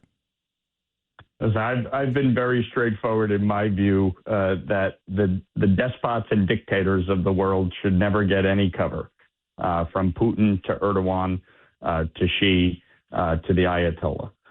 And I don't agree with the president on that. I think, when it comes to Zelensky, when it comes to Netanyahu, I look at it very simple. They are fighting for the survival of their country. What people don't seem to grasp in the United States, especially those that are extremely critical of Israel and of Netanyahu. Bibi said this to me last year. We fight or we die. If they don't fight, if they don't defend themselves, they die. And many of the countries in the Middle East would be just fine with that. Wouldn't care one ounce if Israel was wiped off the face of the earth. And so from my vantage point, Bibi has a responsibility to not only defend his country, but to ensure its survival. What the president is dealing with right now, obviously, is ultimately getting a deal done that results in the nuclear material being removed. Period. That's it. That is the objective. And that is what the focus is. This, obviously, you would love for the deal to be done in a way where the material is removed immediately. You're not dealing with rational actors.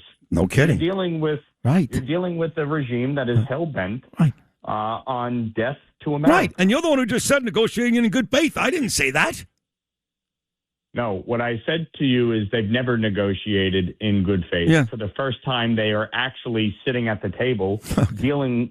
It's the first time you're actually getting a real negotiation on something. Okay. You and I may disagree on some of this, but the fact is that there is one objective to me: get the dust. If we don't get the dust, we're not they getting get it. nothing. No, we're not and getting not it. only do they not get anything, No, we're not getting it. So then we're going to be dealing with this very expeditiously. see, I love the start of this. I loved Operation Epic Fury. I really did. And I gave President Trump the credit he deserves because the truth is, here's where you got to give Trump credit. President after president said they would do something about it. And he did. So you got to give Trump all the credit in the world for doing that. But there was no exit plan. There was nothing. They really thought, this administration, who I love, that Iran was going to crumble and just quit, take their guns and go home. And when they didn't, we didn't have a plan. So to sit down at a table with these lying thieves, these murderers and scumbags who promise us the world while they still have the dust means nothing. So the intent was great. The start was great. I'll disagree with you. No, you can't disagree because you don't have the dust. No. We don't have the dust. I see. Here's the difference. I never thought they were just going to fold. This idea that somehow this regime was just going to say, okay, all good. Oh, you think this exit plan is good? You think that we knew this like you did and I did, and this is a good exit plan? This is good? It's not a question of good or bad. It's a question of reality. And in this moment, okay, what the president is dealing with, as I said, he had one objective, which was to address their military capacity. That has largely been done. The second objective is to get the dust. Obviously, they decided to shut down the Strait of Hormuz, and what the president did was took advantage of that and did a blockade on their blockade. And what did it do? It crippled their economy. They were losing $500 million a day. They have 300% inflation. Their economy is in complete shambles. And they recognized that if they couldn't move their oil, if they couldn't have a flow of commerce, that it would create devastating consequence. Now, you could have kept this in perpetuity And maybe some people think that's the wisest course of action. But when you have half of Congress acting belligerently,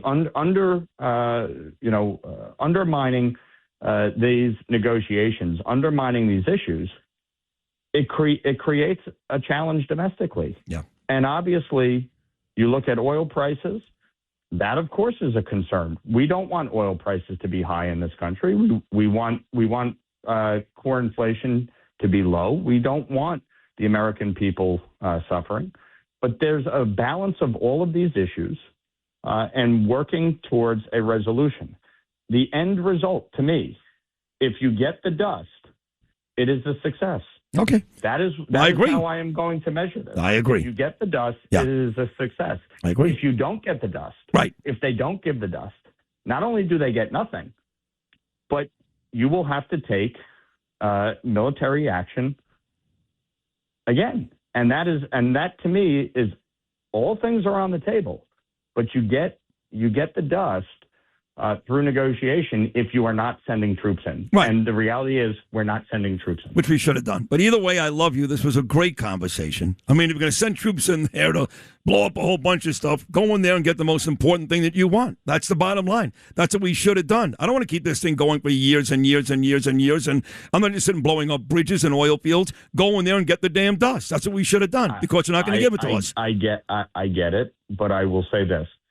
When you are talking about sending troops on the ground in Iran, there is a devastating cost to that. Then don't start the war. Then don't start the war. Ultimately, the president made a decision that was not worth the cost. Then don't start the war, Mike. Don't start it because you didn't finish it. They're not going to give you the dust. You can talk to your face turns blue, negotiating. You're not going to get it. So don't start it. Don't start it.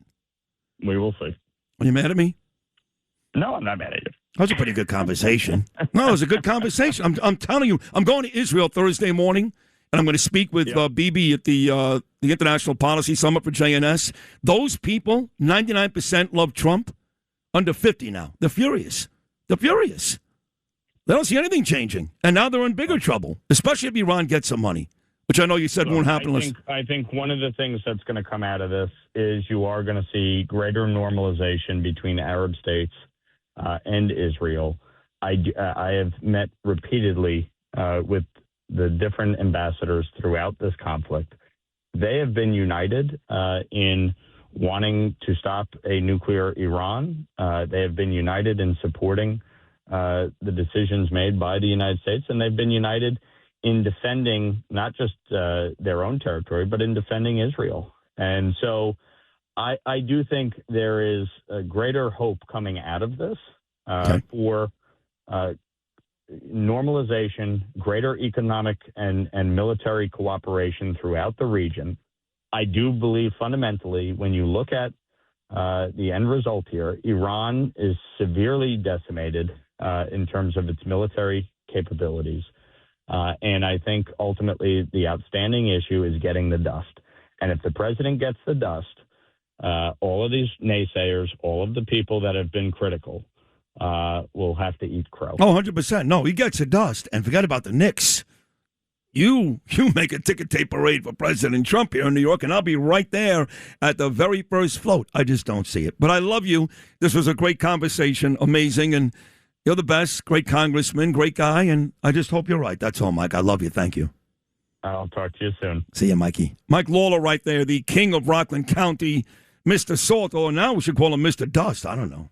He loves to say that word, dust. We're going to get the dust. He ain't getting dick. He ain't giving us no dust. Maybe angel dust. Bo Dietl's next. It's like you're on it right now. No, listen. Sid and Friends in the morning on the Red Apple Podcast Network. Greatest cop in New York history, Uncle Bo Dietl. Bo, good Tuesday morning, brother. How are you? Good morning. I agree with you 100%, Sid. You know what? People can't understand the truth. When you're willing to destroy 50, 60, kill 50, 60,000 people, mow them down because of your Islamic radical beliefs, you cannot be trusted. These scumbags are full of crap, and I agree with you, and I'm sorry, Mr. President. I was for just Bomb them into the ground. I told that to the president. These people are garbage. What do you do with cockroaches? You kill them. That's it. I mean, and then the idea that they're just going to hand over this uranium, this dust, because Trump is going to give them money. They already got money from Qatar. I have no idea. Maybe China gives them money. Maybe Russia gives them money. They would love to get $200-300 billion from the United States. I understand that, but they're not going to give up all that stuff for that. They ain't going to do it. All I can say, Sid, keep on talking because I agree with you 100%. Now it's June 16th. I want to bring people up to the state of our great city, New York. What's going on? Saturday, they had that parade there after we won the Stanley Cup, after we won the NBA title. And then all of a sudden, they had 4 buses set on fire. They had 4 stabbings. One guy was killed, and on and on. They had something like 63 arrests. They could have made 600 arrests. What's happening now? People don't understand what's going on the streets of New York City. This is the Mondami. We got Mutt and Jeff, Snaggletooth Hochul, our governor, and Mondami. What a great pair. And now all of a sudden you got the cops out there. The cops who are told not to make arrests. Cops are told don't get involved. This is what's going on. And I'll tell you right to your face, Mondami, I want a meeting with you. I'll let you know. He doesn't care about Bo Dietl or Sid. We're 2 jokesters because he's running everything he wants. Right now he's got that Office of Community Engagement. $53 million. He's got criminals involved. Why don't you use that money for cops? You scumbag. Hey, I tell you what, Mondami, you got cops and detectives protecting you. Why don't you use some of those people, those community safety people, to protect you and leave the cops? And when we were rioting Saturday night, they used all the resources all over the city, all the police radio cars that were in the different sectors protecting New York City people. They weren't around. Maybe you had 1 sector car in a precinct because the manpower was all brought into Manhattan. I'll tell the facts, okay? So in other words, when you call 911, when some guy's climbing through your window, you're getting robbed, you're not going to have the manpower. He doesn't want to hire cops. Then you got this scumbag CCRB, Civilian Complaint Review Board. They got a supervisor and 7 investigators were fired. They are anti-cop. They're against the cop. Every time there's a case, they find them guilty. If a cop's doing their job, they find them guilty. Why would a cop want to do anything? This is what's going on right now. And I tell you what, Mondami loves the violence because this is playing right into his DSA. Now he's using city money now. He's using city money to bring in more of these DSA contracts. These other 3 scumbags running for Congress, he's putting city money behind him. And his whole thing is city council, state senate, assembly, bring the DSA candidates in. And they're like little puppet joys.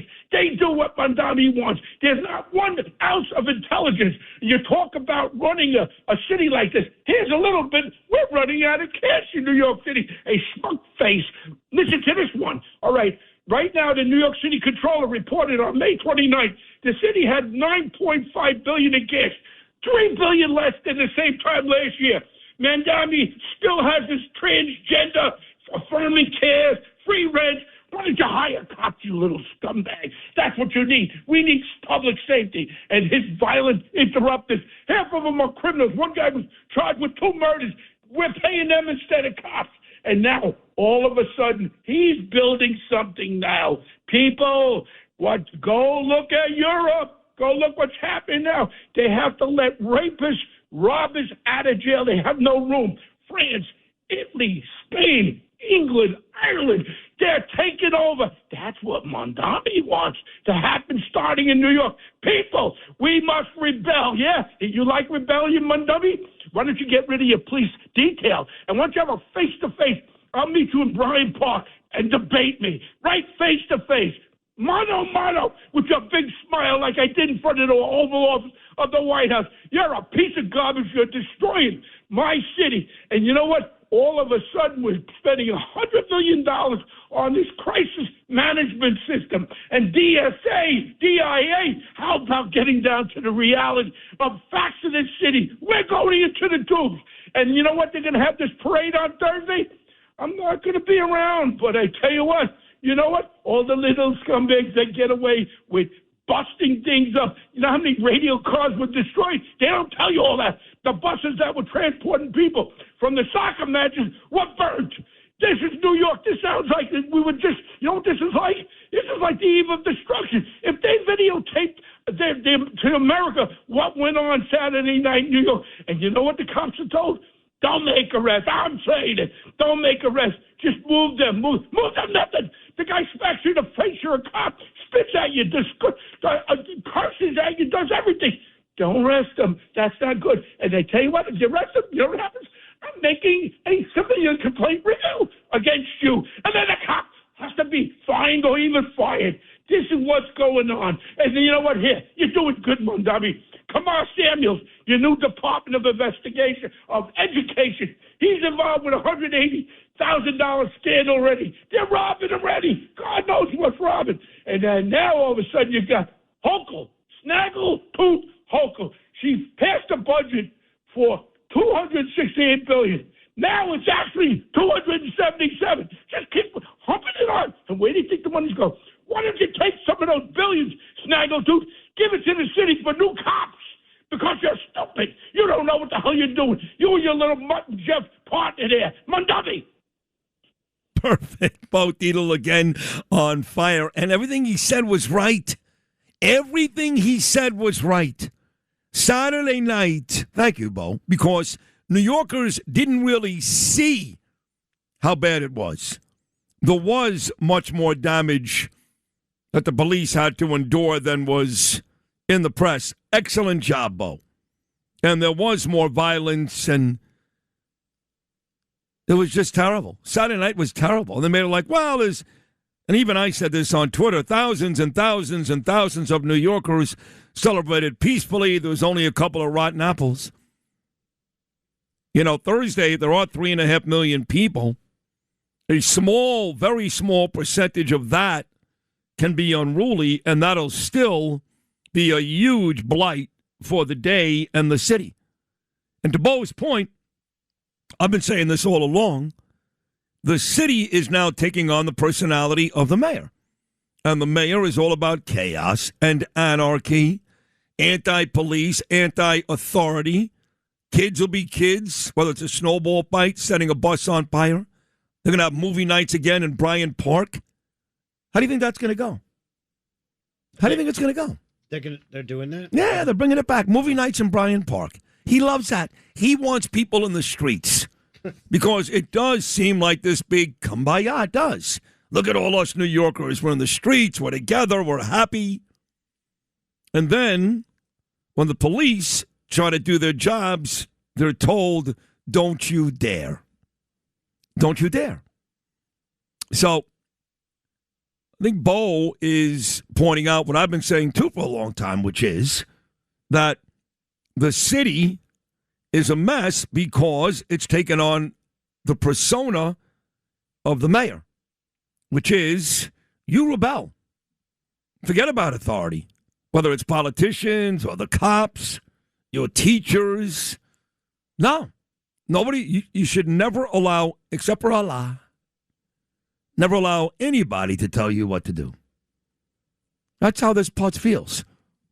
That's how he lives his life. Those are the people he surrounds himself with, whether it's Mahmoud or Nurdin or any one of these low-life animals.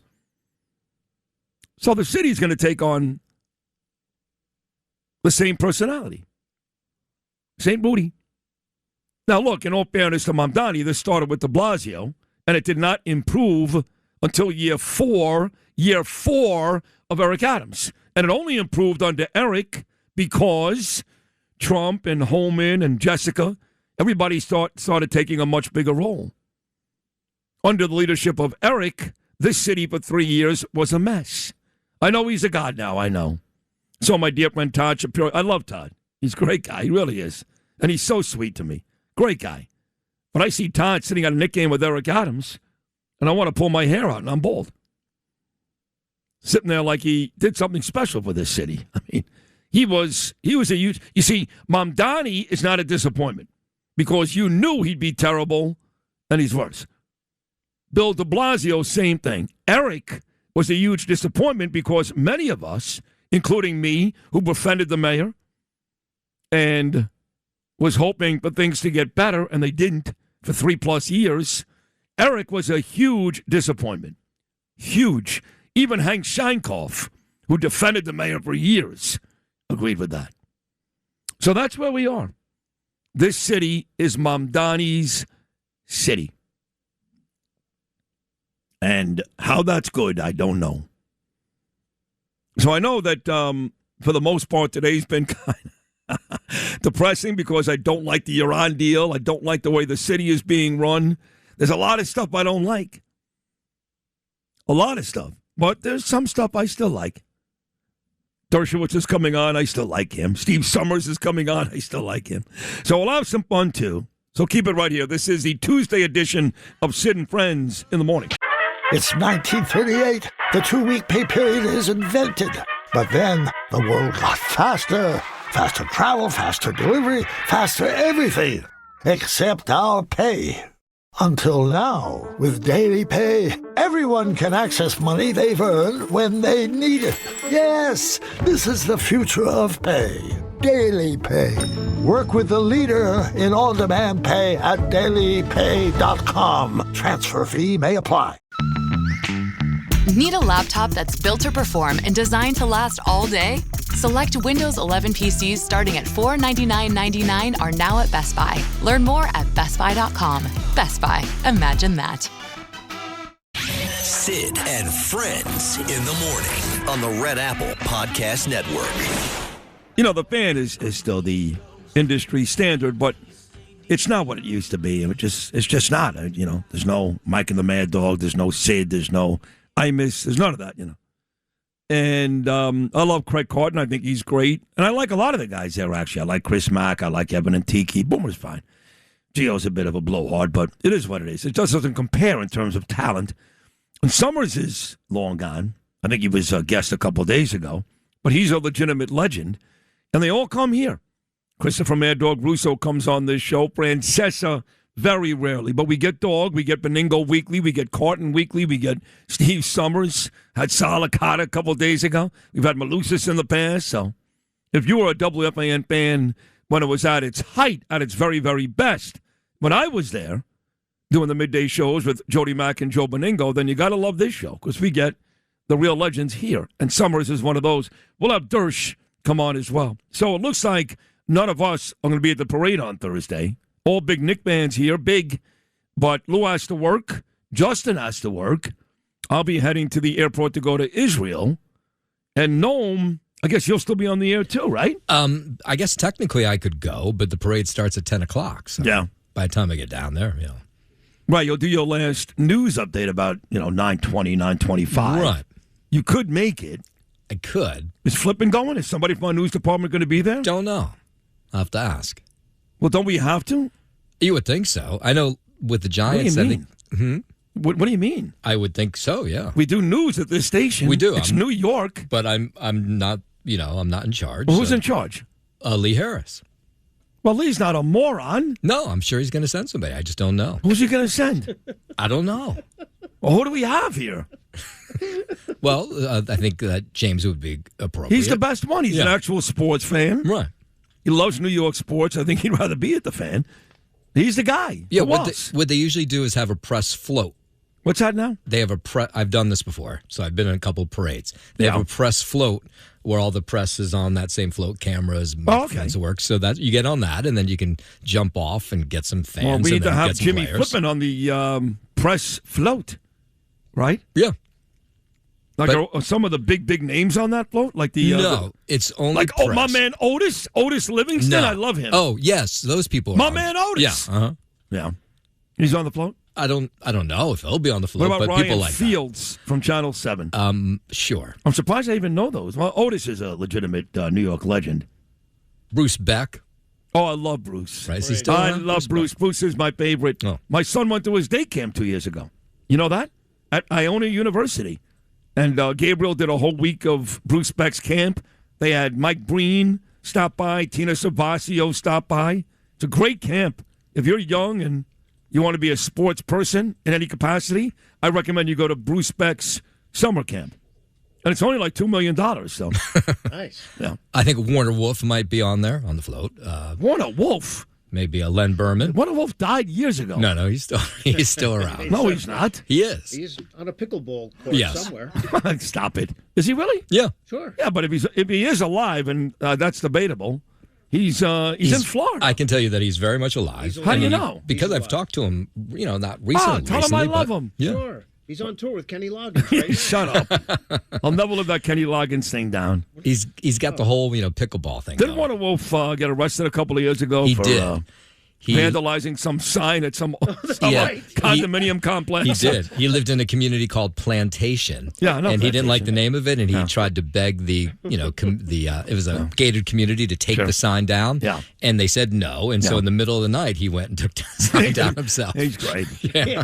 He really is great. He's a quiet psychopath. But to this day, you think about those phrases, let's go to the videotape, huge, and the point spread thing, he was the best ever. Yeah.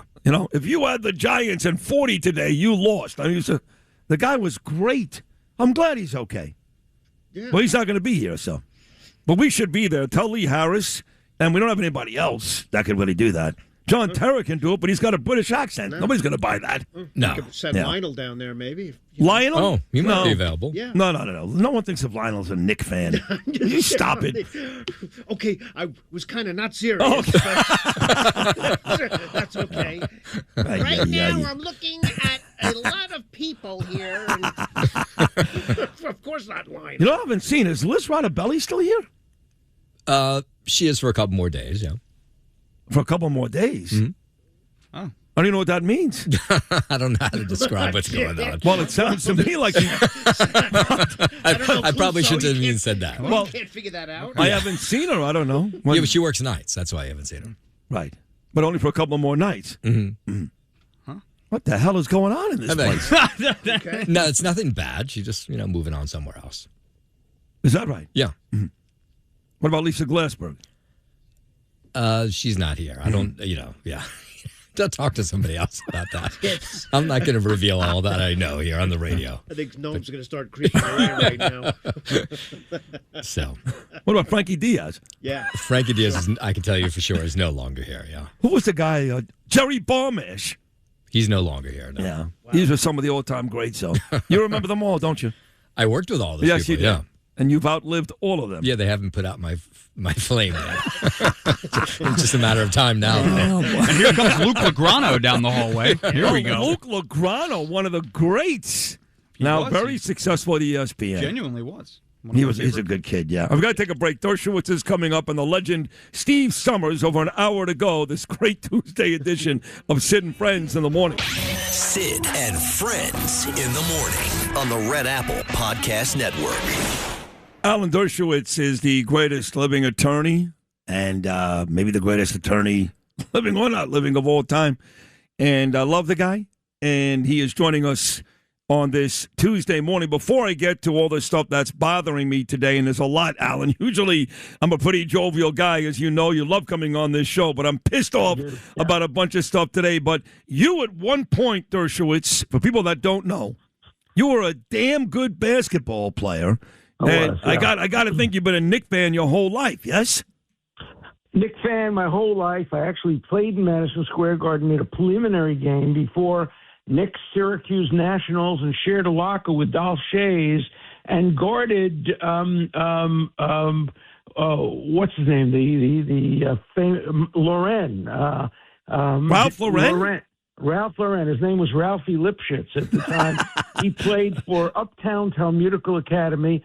I played for Brooklyn Talmudical Academy, and we played in Madison Square Garden. We played in the Yeshiva Championship game before a Knicks Syracuse Nationals game. Awesome. So I've been a Knicks fan since Harry Gallatin, Sweetwater Clifton, Carl Braun, the good old days of one-on-one basketball, zone defense outlawed, no 3-second rule, man-to-man, very tough. So I was watching the game very carefully. And, Bronson is unbelievable.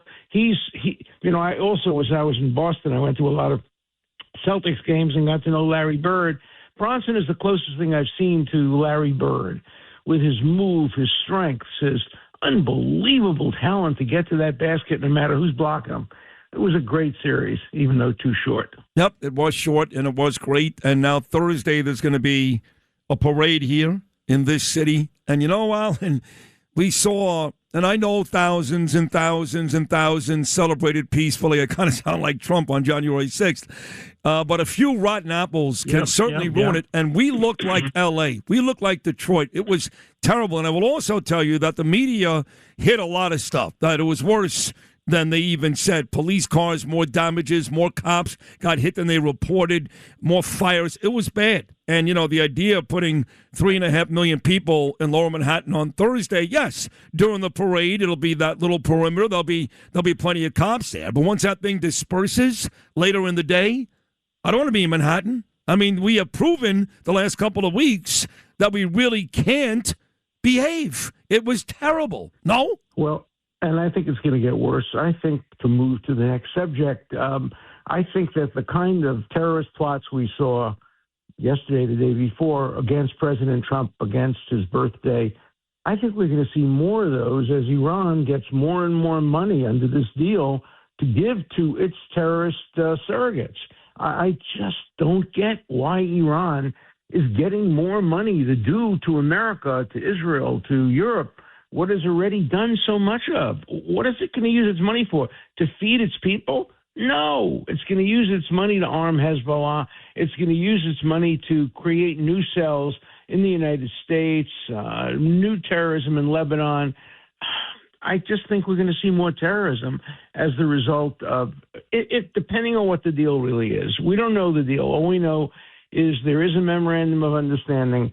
I hope it applies as well to money not being used to subsidize terrorist groups around the world. Yeah, but how are we going to stop that? You're 100% right. The deal stinks. What we know about the deal stinks. What we don't know about the deal stinks. It's Obama's deal all over it again. And they keep, and what Mike Lawler told me this morning was that they don't get money unless they release the uranium. They call it the dust. Now, do you think that the Iranians, even with the promise of money, are going to voluntarily? You're telling me that we have a deal that will only go through if Iran gives up something, not us? How dumb do I look? Well, you know, Iran will give up something. It's going to have kind of cosmetic approaches to the deal. It's going to give some dust back. But, you know, there are other places underground. While it was speaking now, they are still developing a nuclear capacity. Even the anti-Trump people are saying now they have a greater incentive to develop a nuclear weapon than they ever had before. And, you know, I think that the only country that's going to stop them from doing it is Israel. And I hope the United States doesn't stop Israel from defending itself against Hezbollah and against Iran. If Iran dares to attack Israel, I would hope that Israel would respond without calling Donald Trump, would do what previous prime ministers Begin did and Olmert did, and said to America, look, we appreciate your support, but you know, we are a country that has to defend our own people. Mm-hmm. You have to defend your people. We have to defend our people. So we have to make our own decisions about how to respond to threats to our people. I hope that will be Israel's approach. Well, that's what Bibi said yesterday. Bibi thinks. Yeah, that's what Bibi. No. You know, look. You know, I love Trump more than anybody. Okay, yeah. But I'm disappointed. I am, and you know, I keep being told by all of his sycophants, and I'm one of them. Okay, Sid, you got to understand, he's playing chess. Listen to me. I'm tired of hearing that. I don't like the fact that he comes out and he says all these wonderful things about Mamdani. It hasn't worked. New York has gotten worse, okay? It's not like, look what Trump achieved because he called Mamdani nice. It hasn't worked. He calls Mamdani nice things. He says nice things about Erdogan. He says nice things at the G7 summit this morning about the Iranian leadership these days. But Bibi's an asshole. Bibi's difficult. Bibi's a bad guy. I'm getting tired of that, Alan. I'm sorry. Yeah, no, so am I. Remember, chess was invented by the Iranians, and the only solution to this thing is shach-mes, checkmate. That's an Iranian term. The leader has to die. The heads of the other side, the heads of Iran, have to be destroyed. The regime has to be destroyed. There will never be peace in the Middle East with the mullahs in charge, with the Iranian guard in charge. All we're getting is we're kicking the road, And, whoever the next president is going to have this problem in spades over and over and over again. And so we had a chance to destroy Iran. 2 more weeks, 3 more weeks of intense military action might have done it. Yeah, it would be at great cost and at great risk.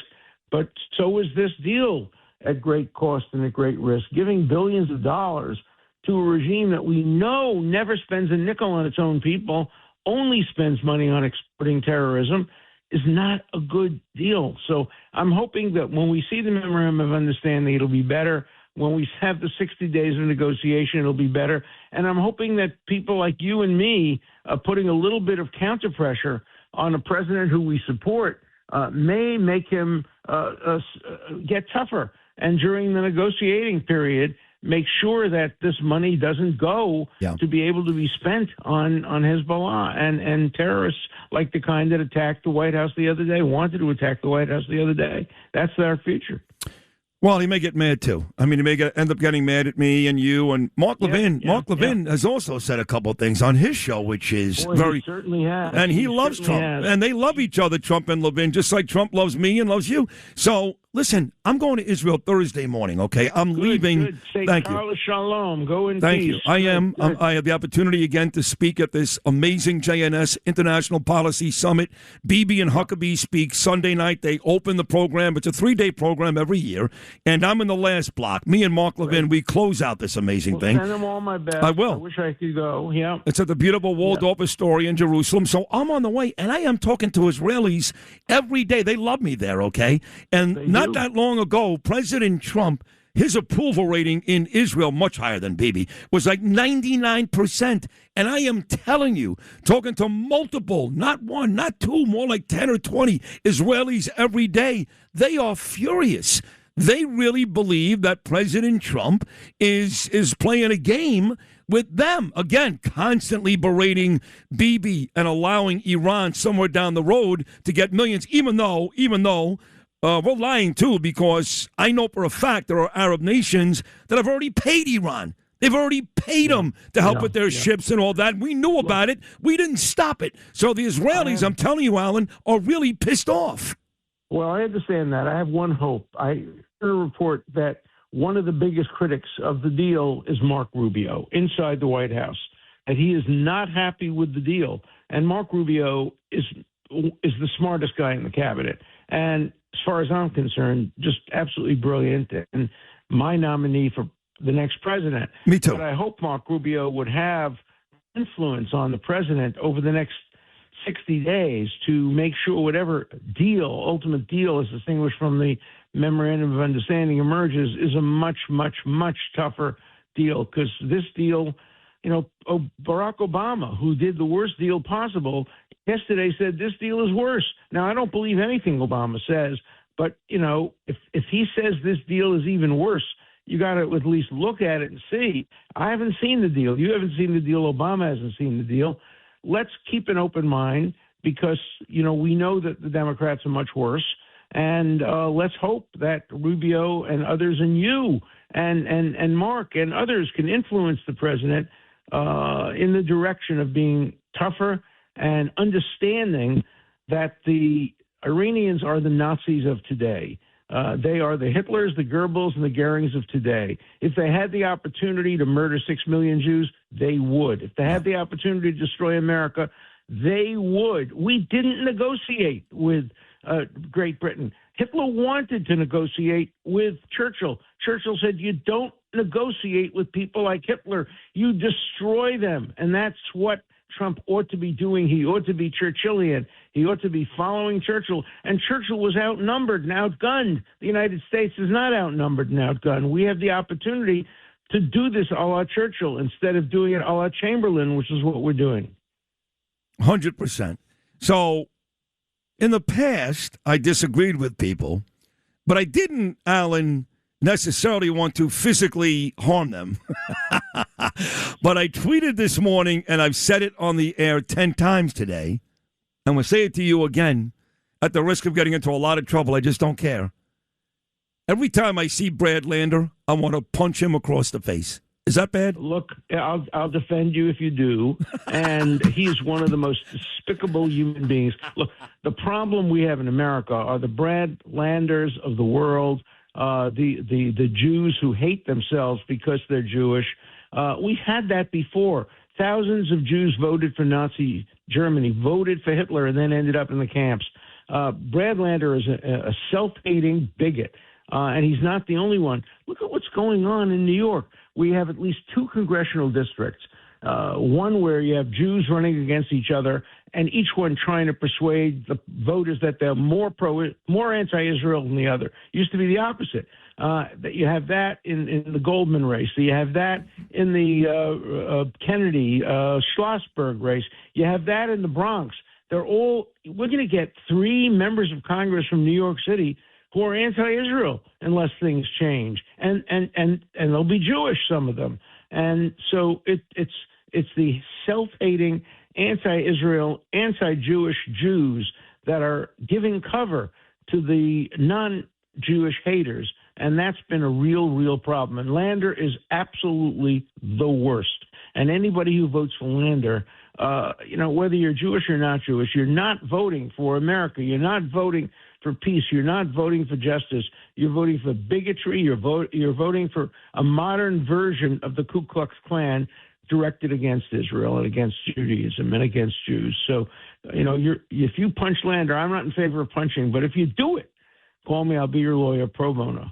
Oh, my God. This is fantastic. What a great morning. Don't punch him, though. No, I'm probably not going to punch him, no. Sue him and right. He's going to reveal the truth about him. What we have to say about Brad Lander is we'll stop telling the truth about you if you stop lying about us. Love that. And that's what he's doing. Yeah. Love it. No, he's going to win by a landslide, too. I don't like Daniel Goldman either. I'm not a big fan of his either. Me either. Yeah. But he's been a decent centrist Democratic congressman. But, Lander is horrible. Lander is the reason I left the Democratic Party. Yeah. The new symbol of the Democratic Party should be Lander holding the tattoo that Platner was wearing. I mean, that's what's happening to the Democrats. Terrible. And I can't be a Democrat. No. And I have a book coming out called Why I Quit the Democrats and So Should You. It'll be out in about a month in time for the election. Oh, I can't wait to read that. It's going to be great. All right. Well, why I can't be the Democrat? Say it again. Why I quit the Democrats and so should you. There you go. Why I quit the Democrats and so should you. Okay, on the way out, I'd be remiss. I love you. You know how much I love you. But let me just bring this ridiculous July 9th day up. You're going to speak. They're going to grill you on the Hill, I guess, about this Epstein stuff. I volunteered. I volunteered. I was on Greta Van Susteren and so over and over again, challenging Comer, saying, why don't you call me? I know the truth. It's more complicated. I can tell you what happened. I was with Epstein between 1996, 2005. Then I became his lawyer between 2005, 2008. And I terminated my relationship with him completely, so I can't tell you much after 2008. But I volunteered. I want to testify truthfully. I want to tell the truth, the whole truth, and nothing but the truth. And I'm not going to let congressmen cut me off. If they try to cut me off, my answer would be, no, I took an oath to tell the whole truth, not a partial truth. And I don't know, maybe you can't handle the truth. But I'm going to tell the whole truth, and I'm looking forward to my testimony. So this is not something that they imposed on me or invited me. I asked to do it, and finally they agreed. Fantastic. Good for you. Get the truth out there, Alan. What you do every day, at least on this show, you're so magnificent. I love you. So another great one today. When the book comes out, we're going to promote it every day. Alan Dershowitz, you're the best. I love you. Thank you, pal. You're the best. Thank you. God bless you. Alan Dershowitz, right there. I love that guy. I really do. Great attorneys, tremendous on radio, TV, and a great author, too. Take a break. Nomi's got the news. You have another legend coming up. Alan Dershowitz is a legend. So is the former WFAN overnight host, Captain Midnight. And then, of course, he did the show Sid and Friends in the morning on the Red Apple Podcast Network. And they just showed the picture that they took at the G7. It's in France. And my man Trump is right in the middle, wearing his red tie. It looks great. So let me just kind of wrap this up in a nice little bow because I'm going back to the Knicks with the legend Steve Somers next. If you've been listening all morning long, then you got a treat. And if you haven't, you missed out. But I am concerned about this Iran deal. Concerned. I don't think it's a good deal. I haven't seen the deal. Mike Lawler, you're right. That's what bothers me. Why haven't I seen the deal? Trump did say we may see it even today at the G7. I don't know. But everything aside, we destroyed their Navy. We destroyed their Army. We've taken out levels of leadership. All these things. It doesn't matter. Supposedly, this was all about their nuclear program. And as long as they've got the uranium or the dust, they win. And last I checked this morning, no, they haven't. Now, we're going to spend the next 60 to 90 days, I love this. I love this word, negotiating, which we did for a long time. Israel, Iran, we've got Steve Witkoff, we've got Jared Kushner, we've got Trump, we got Vance, we negotiate. And they don't care. And they lie if they have to, and they'll even do a deal like they did with Obama and Kerry. And they didn't comply one day, not one day. And they were getting pallets of cash. Now, we're not doing that, thank God for President Trump. But I've been told they've gotten a lot of money, a lot. And we know about it, coming from other Arab countries. So they're not exactly being strangled economically. This is what I'm hearing. I don't know. It'd be nice if Trump or Vance or one of those guys comes on this show. Because the people they should be talking to, I'm being honest, is me, Mark Levin, Alan Dershowitz, because we're Trump's biggest supporters, but we've got the most to lose because we do love Israel. And, in fact, me and Levin are going to be there together in a couple of days. So you need to explain to us how this is good for America and Israel, because I don't see it. This deal says Iran will have to give up something for the deal to work, and they never do, ever. And even when they do, it's not exactly enough. So maybe, like Dershowitz said, they'll give up a little bit of dust, but it ain't going to be enough. They got places hidden in the mountains we don't even know about. So in the end, what did we really accomplish? Even if we do a, quote, deal, which the Iranians don't do deals, they're terrorists. They're terrorists. There was a time when America refused to negotiate with terrorists, you know. But now terrorists are everywhere, including in New York City. We've got a mayor who's won. And don't yell at me about using that word tough. Tough. You don't have to blow up somebody to be a terrorist or have a bomb in your car or a gun in your car. When you sympathize, side with, and speak in terrorist terms, you're a terrorist. Now they're everywhere. They're everywhere. So we have no choice but to, quote, negotiate with terrorists. But you never get a good deal, and you can never trust them. And that's where we are with this. And my issue is, if you're going to start, finish. Is that asking so much? It is not. Right. If you're going to start it, then don't start it. That's fine. Don't start it. I love the fact we started it. I congratulated Trump every day on this show for months. I fought with Democrats. No one fights with people more over Trump than I do. It was great. But finish it. Don't get to the point where you're stuck and there's nothing you can do but, oh, okay, we did a deal. What? A deal? I mean, I spoke to Mike Lawler. He's much smarter than me. He knows a lot more than me, much. He's in those rooms. I kicked his ass. When I was honest discussion, it was like Melissa Russo all over again.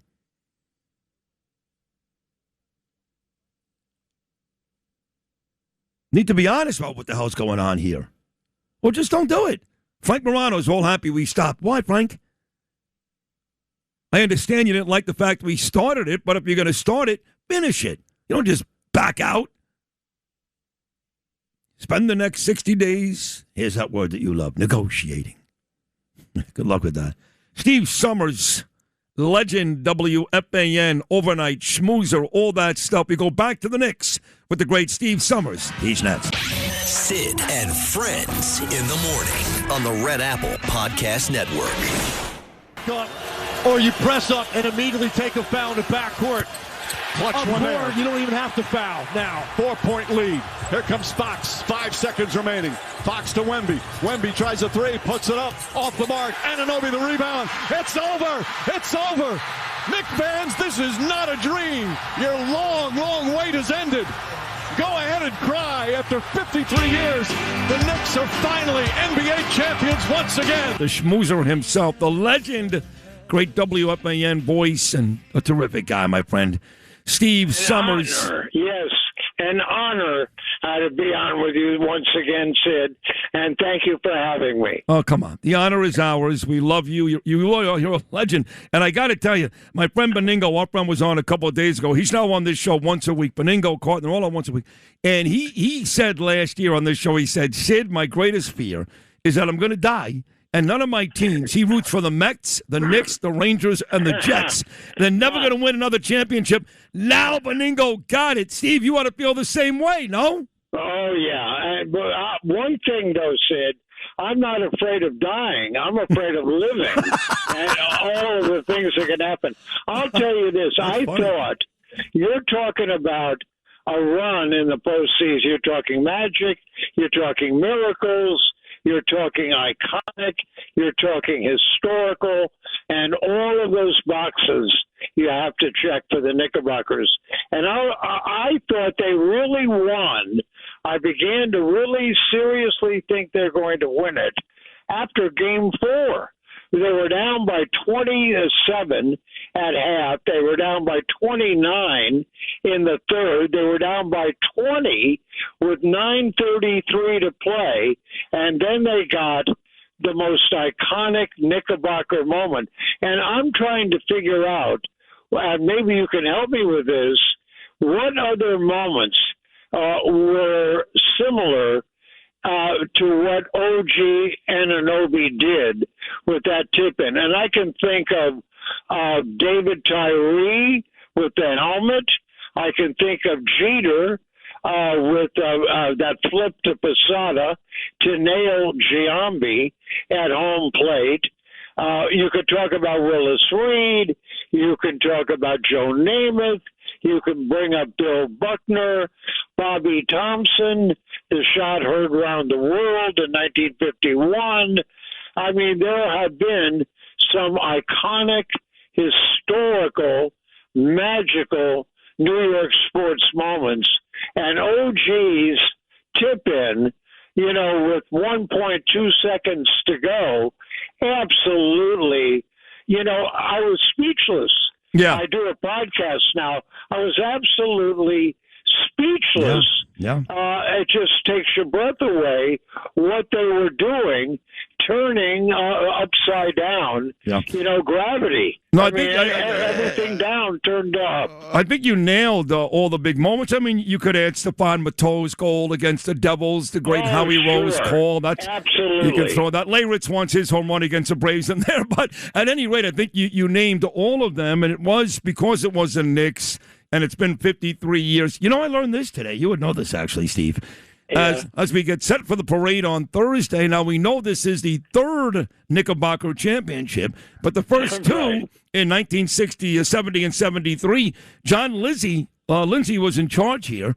There was no parade. So even though this is the third Knicks championship, this will be the first time ever the Knicks will go down the Canyon of Heroes. And do you think the confetti is going to fall? And you know what I was also thinking? There might have been, Sid, more New York Knickerbocker watch parties than those attending the 3 games the Mets had with St. Louis. It's true. It's true. I'm just thinking there were so many watch parties, even with the restrictions and the traffic and some foolish people, that showed up drug-riddled or alcohol-riddled, getting themselves arrested. But for the most part, there were so many people so excited at so many watch parties. I don't think too many people, other than the diehard Met fan, might have been paying attention or attending any of the 3 Citi Field games that the Mets had with St. Louis. No, nobody cared. Now, listen, I got to tell you, during this Knick run, and I'll be at the Yankee game tomorrow night, love Randy Levine and that whole organization. They really are terrific. During this Knick run, Aaron Judge got hurt, and nobody talked about it. I mean, Yankees are they're actually winning games without him. They had a great weekend against Toronto, and they beat up on the Cleveland Guardians before that. But think about that. Judge got hurt, and really nobody was talking about it. Yeah, you make an excellent point, and you're talking about not just the best player on the Yankees, you're talking about arguably the best player in the game. Yeah. And you're right about that. And, of course, the Yankee fan right now is concerned about Weathers, who can't get anybody out. But the bottom line is the Yankees are right where they should be, right at the top of their division. They'll win that division, and they have a great, great chance of getting themselves to where they want to go in October. And I'm not talking about a Halloween party.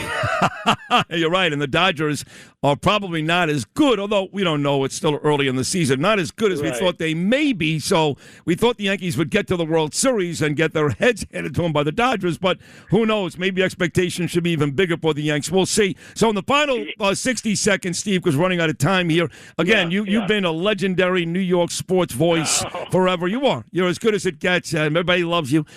This Knick moment, I know you called it iconic and historic, but in terms of comparing it to everything else you've seen in New York, Giants Super Bowls and Yankees World Series and a Ranger Cup in '94, where does this land?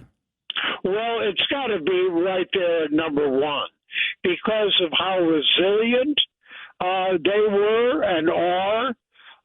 And Brunson, now the argument is going to be who's the greatest point guard in Knickerbocker history, Frazier or Brunson. Well, and Frazier was the best Knickerbocker point guard then. Brunson, the best New York Knickerbocker point guard now.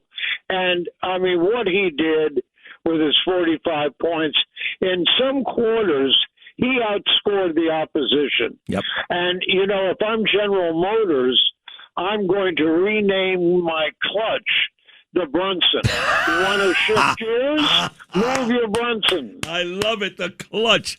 You're right. I'm still giving the edge to Clyde only because he won 2. And last I checked, Brunson won 1. I'm going Clyde 1, Reed 2, Brunson 3, but the book has not been completely written yet. Oh, no. I mean, and they're not even the favorites to win next year. No. They're like number 3 or number 4. Well, they should be. They're older. I think San Antonio should be the favorites. Knicks beat them this year, but that is a very good young team. And Wembanyama's got to get his head together. He's a little wacky, that guy. But they're a pretty good team. So we'll see. Either way, this is we're still enjoying it. Thursday's the big day. And you, Steve Somers, are the greatest. We love you. Thank you so much. Well, I feel the same way about you, and they still miss you at WFAN. Sid, thank you for having me on. Oh, come on. It's always a big deal for us. It's an honor. That is the great Steve Somers. I love that guy. Thanks for listening to Sid and Friends in the Morning. You can hear Sid and Friends in the Morning weekday mornings at 6. If you like the podcast, share it with your friends and listen anytime at WABCRadio.com and download the WABC Radio app. Hit that subscribe button on all major podcast platforms. Plus, follow WABC on social on Instagram, TikTok, Facebook, and X. See you next time for a new episode so you never have to wonder. What the heck is going on here?